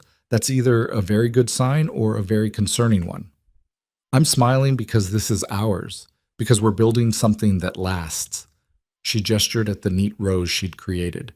"Tomatoes here, beans there, maybe some squash if we can keep the deer out." "The deer will win. They always do." "Not if I build a proper fence." "You know how to build a fence now?" He sounded amused. Clara picked up a rock, threw it at him. He dodged easily, laughing. "I know how to learn. You taught me that." He abandoned the fence post, came over to stand beside her. Together they looked at the garden plot, at the cabin behind it with its new roof and rebuilt wall, at the lean-to that now housed 2 horses instead of 1. "We've come a long way," Ronan said quietly, "from that day in Black Hollow." 7 months. Clara shook her head. "Feels like a lifetime. Feels like yesterday." He took her hand, laced their fingers together. "You know what today is?" "Tuesday?" "It's the day I stopped feeling guilty." He said it simply, like announcing the weather. "Woke up this morning, and for the first time in 3 years, I didn't immediately think about Daniel. Didn't immediately feel that weight on my chest. Just woke up next to you, thought about the fence posts that needed fixing, and got up." Clara turned to face him fully. "That's good, Ronan. That's really good. It feels wrong, like I'm forgetting him." "You're not forgetting him. You're healing. There's a difference." She squeezed his hand. "Daniel wouldn't want you to suffer forever. You know that, right? Knowing it and feeling it are different things." "I know." She did know. She still thought about her parents sometimes, about the life she'd left behind in Black Hollow. But the pain had dulled, transformed from a sharp blade to a distant ache. Time did that, if you let it. But we're allowed to move forward. We're allowed to be happy. "Are we?" He said it like a genuine question. "Yes. We fought for this. We earned it. And we're going to enjoy it, guilt-free for as long as we can." She pulled him toward the cabin. "Now come on. I'm starving, and you promised to teach me how to make that stew you're always going on about." They cooked together, moving around the small kitchen space with practiced ease. Clara had learned that Ronan was surprisingly good at cooking. Years of living alone had forced him to develop skills beyond beans and salt pork. He could make bread that was almost good, stew that was actually delicious, and coffee strong enough to wake the dead. "More salt," he instructed as Clara stirred the pot. "And stop stirring so much. You'll break down the vegetables." "You're very bossy in the kitchen. You're very bad at taking instruction." She elbowed him. He kissed her temple. They'd developed this rhythm, teasing that masked affection, roughness that hid tenderness. It worked for them. Over dinner, Ronan said, "Sheriff Morgan sent word. There's a circuit preacher coming through Copper Falls next month. He asked if we wanted to make it official, in front of people, with witnesses." Clara considered this. They'd married themselves under the stars, and that felt more real than any ceremony could. But she understood what Ronan was offering, a chance to be recognized by the wider world, to have their union documented in ways that would protect them legally. "Do you want to?" she asked. "I want whatever you want." That's not an answer.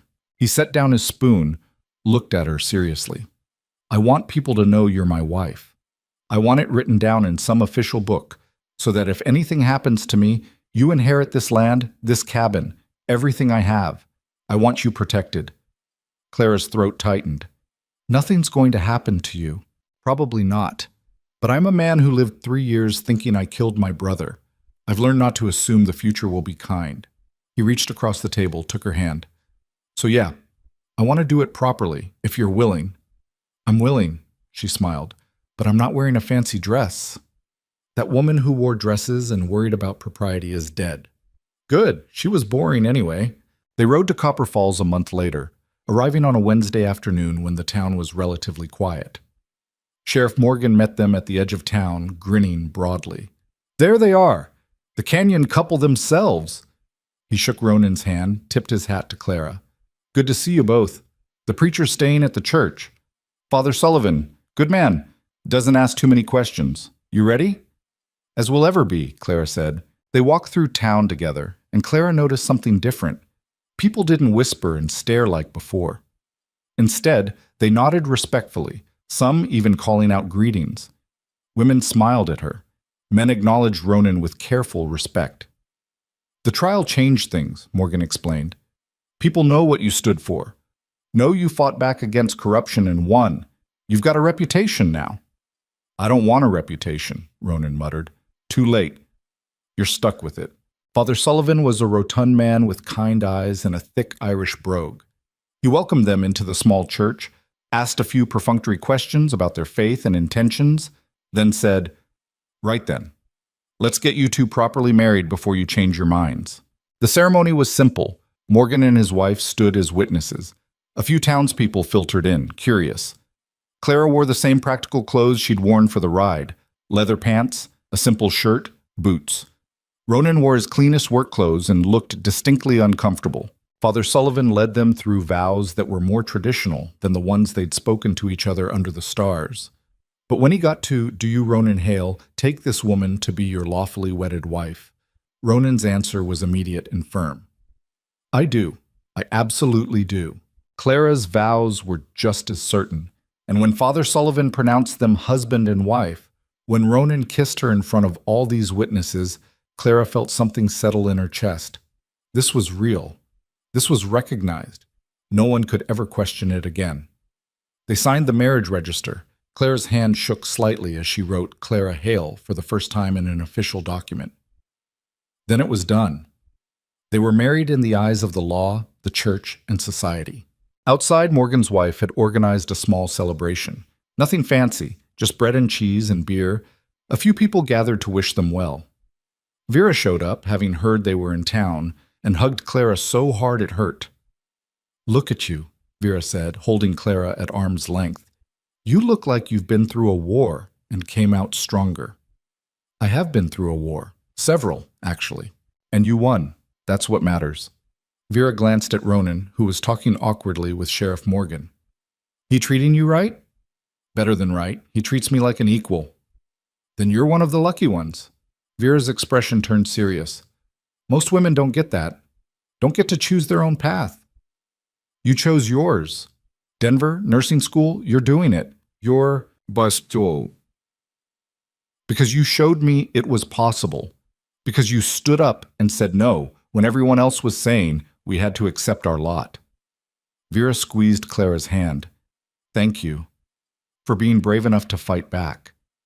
After the celebration, Ronan and Clara found themselves walking through Copper Falls, not quite ready to ride back to the canyon. They wandered past storefronts and houses, watching people go about their ordinary lives. "Could you do it?" Ronan asked suddenly. "Live here?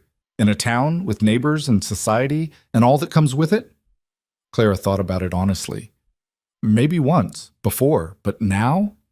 She looked around at the buildings, the crowds, the noise. "No. I'd feel trapped. The canyon's where I belong, where we belong." "Good." He sounded relieved. "Because I was prepared to try if you wanted it, but I'm glad you don't." They stopped at the edge of town, looking out at the mountains in the distance. The sun was setting, painting everything gold and red. "You know what I've learned?" Clara said. "Freedom isn't about where you are. It's about who you're with and whether they respect your choices. I was trapped in Black Hollow even though I could walk anywhere I wanted. But I'm free in the canyon, even though it's isolated and hard because you see me as my own person. That's not freedom I'm giving you. That's just basic human decency, which is rarer than it should be. She leaned against him. The world tells women we need to be small, quiet, grateful, that we should accept whatever life gives us and not ask for more. But you never asked me to be small. You demanded I be strong. And that made all the difference. Ronan was quiet for a moment. Then he said, Daniel used to say the world was smaller than it should be, that it tried to make people fit into boxes they were never meant for. I thought he was just being dramatic, but he was right. The world does that. And people who don't fit, people like you, like me, we have to fight just to breathe. So we fight, and we build spaces where we can breathe freely. Clara turned to face him. That's what we've done. That's what we're doing. Yeah. He kissed her forehead. Yeah, we are.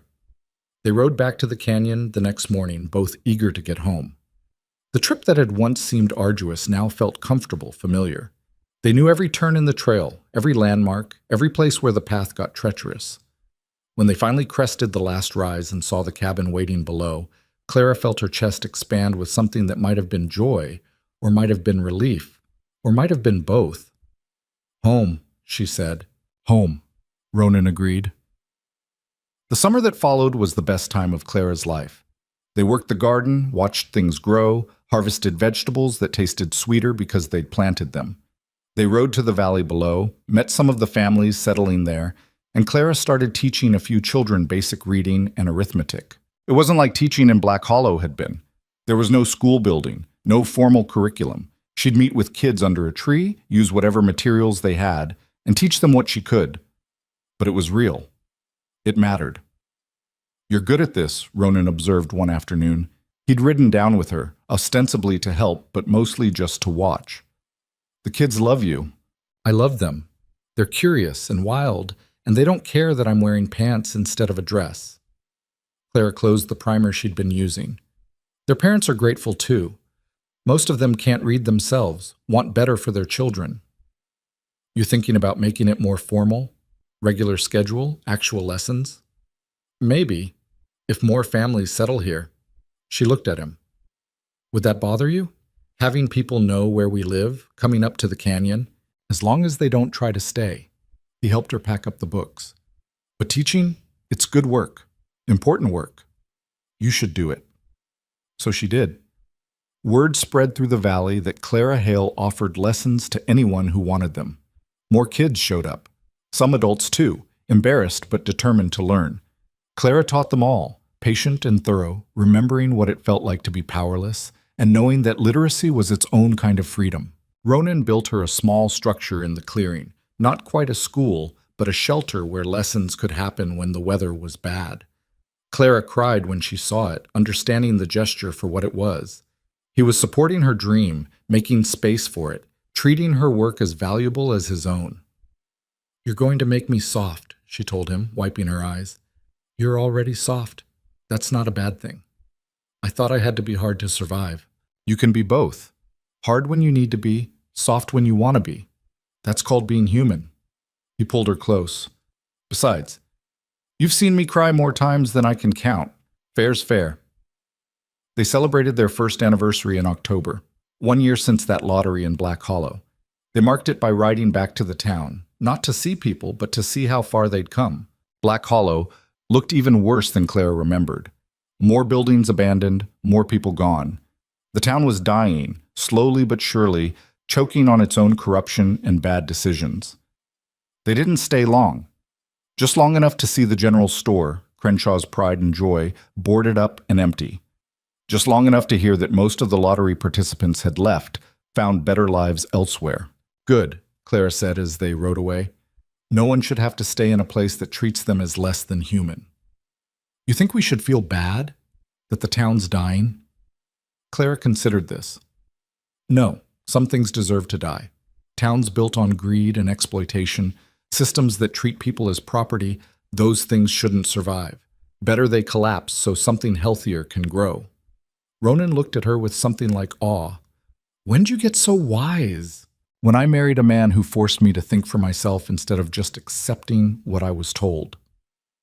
They made love that night with particular intensity, both of them aware of how close they'd come to never finding each other, how easily Clara could have been claimed by someone else, how easily Ronan could have stayed isolated and broken in his canyon. I almost didn't buy that ticket, Ronan admitted in the darkness afterward. I stood there in Black Hollow, watching them set up, and part of me wanted to just leave. Mind my own business. What changed? I saw your face. You were standing there trying so hard to look brave, but I could see you were terrified. And I thought about Daniel, about how he'd have fought if he'd seen something so wrong, about how I'd become the kind of man who turned away from injustice because it was easier. He pulled her closer. So I bought the ticket, and you changed my life. We changed each other's lives. Clara kissed his shoulder. That's how it works. We save each other. Winter came again, and they weathered it better this time. They had more supplies, a stronger cabin, the knowledge that they could survive whatever the canyon threw at them. They spent long evenings reading, talking, planning for spring. I want to expand the teaching, Clara said one night. Maybe build a proper school building. Get more books, slates, supplies. Make it something real. We'd need money for that. Materials. I could charge a small fee, just enough to cover costs. Or we could fundraise, ask the Valley families to contribute what they can. Ronan was quiet, thinking. Then he said, There's a mine, about a day's ride north. It played out years ago, but there's equipment there. Wood, nails, tools. No one's using it. We could salvage what we need. Is it safe? Safe as anything else we do. He met her eyes. If you want to build a school, we'll build a school, whatever it takes. They spent the early spring salvaging materials from the abandoned mine. It was hard work, dangerous work, but they did it together. Ronan handled the heavy lifting while Clara sorted and organized. Slowly, they accumulated enough to start building. The school went up over the course of 2 months. The Valley families helped, grateful for what Clara was doing for their children. Men donated labor, women brought food, kids ran messages and carried supplies. It became a community project, binding people together. On the day they finished, Clara stood in front of the small building, one room, rough-hewn benches, a blackboard Ronan had made from painted wood, and felt overwhelmed. This is real, she said to no one in particular. This is actually happening. You made it happen, Ronan said. He'd come up behind her, wrapped his arms around her waist. You saw what was needed and you built it. That's remarkable. We built it. Together. We build everything together now. He turned her to face him. That's marriage. That's partnership. That's us. The school opened in May with 12 students ranging from age 6 to 43. Clara taught reading, writing, basic arithmetic. Ronan sometimes stopped by to teach practical skills, tracking, weather reading, survival techniques. Between them, they offered an education that was more useful than anything the children would have gotten in a traditional school. One afternoon, Sheriff Morgan rode up to the school, dismounted, and waited until lessons were over. When the last student left, he approached Clara and Ronan with a serious expression. There's been talk, he said without preamble. Territorial Governor's Office heard about what you're doing up here. Education for settlers, community building. They're impressed. Okay, Clara said cautiously. And they want to officially recognize this as a school, provide some funding, send supplies, maybe even pay you a small salary for teaching. Clara's eyes widened. They want to pay me? For this? They want to support what you're building. The territory needs educated citizens. You're providing that. Morgan smiled. You've come a long way from that lottery, Clara, both of you. You should be proud. After Morgan left, Clara and Ronan sat on the steps of the school, watching the sun set over the valley. Government funding, Clara said, shaking her head. Never thought I'd see the day. You earned it. You're doing important work. We're doing important work. She leaned against him. I couldn't do any of this without you. You know that, right? I know you could. You're the strongest person I've ever met, but I'm glad you don't have to. He kissed her temple. We're better together. Summer brought new challenges. A family moving through the territory stopped at the school, seeking shelter. They were escaping an abusive situation back east. The father had beaten the mother so badly she'd lost sight in one eye. They had 3 children, all terrified and traumatized. Clara took one look at them and said, You can stay, as long as you need. Ronan set them up in a small cabin in the valley, helped the father find work with a rancher who needed hands. The mother, whose name was Elizabeth, started helping Clara at the school. The children slowly began to heal, though the oldest, a girl named Anna, flinched at sudden movements and couldn't sleep without nightmares. "She reminds me of me," Clara told Ronan one night. "Before, when I was so scared of everything, so convinced I had to make myself small to survive. What helped you stop being scared?" "You, the canyon. Learning that I could be strong, that strength was an option." She looked at him. "Anna needs that too. Needs to know she doesn't have to stay small and scared." So Clara worked with Anna the way Ronan had worked with her, teaching her skills, showing her she was capable, demanding she be strong instead of accepting weakness. It was hard. Anna resisted, fought back, cried in frustration. But slowly, over weeks and months, she began to change, began to stand straighter, speak louder, look people in the eye, began to believe she was worth more than the violence she'd escaped. "You're saving her," Elizabeth said to Clara one afternoon. Tears streaked her face. "The way someone saved you." "We all save each other," Clara replied. "That's how it works. We pass forward the kindness we've received." By the time fall came around again, the school had grown to 23 students. The territorial government had sent supplies, real books, slates, chalk, maps. Clara had a salary that wasn't much, but was more money than she'd ever made in Black Hollow.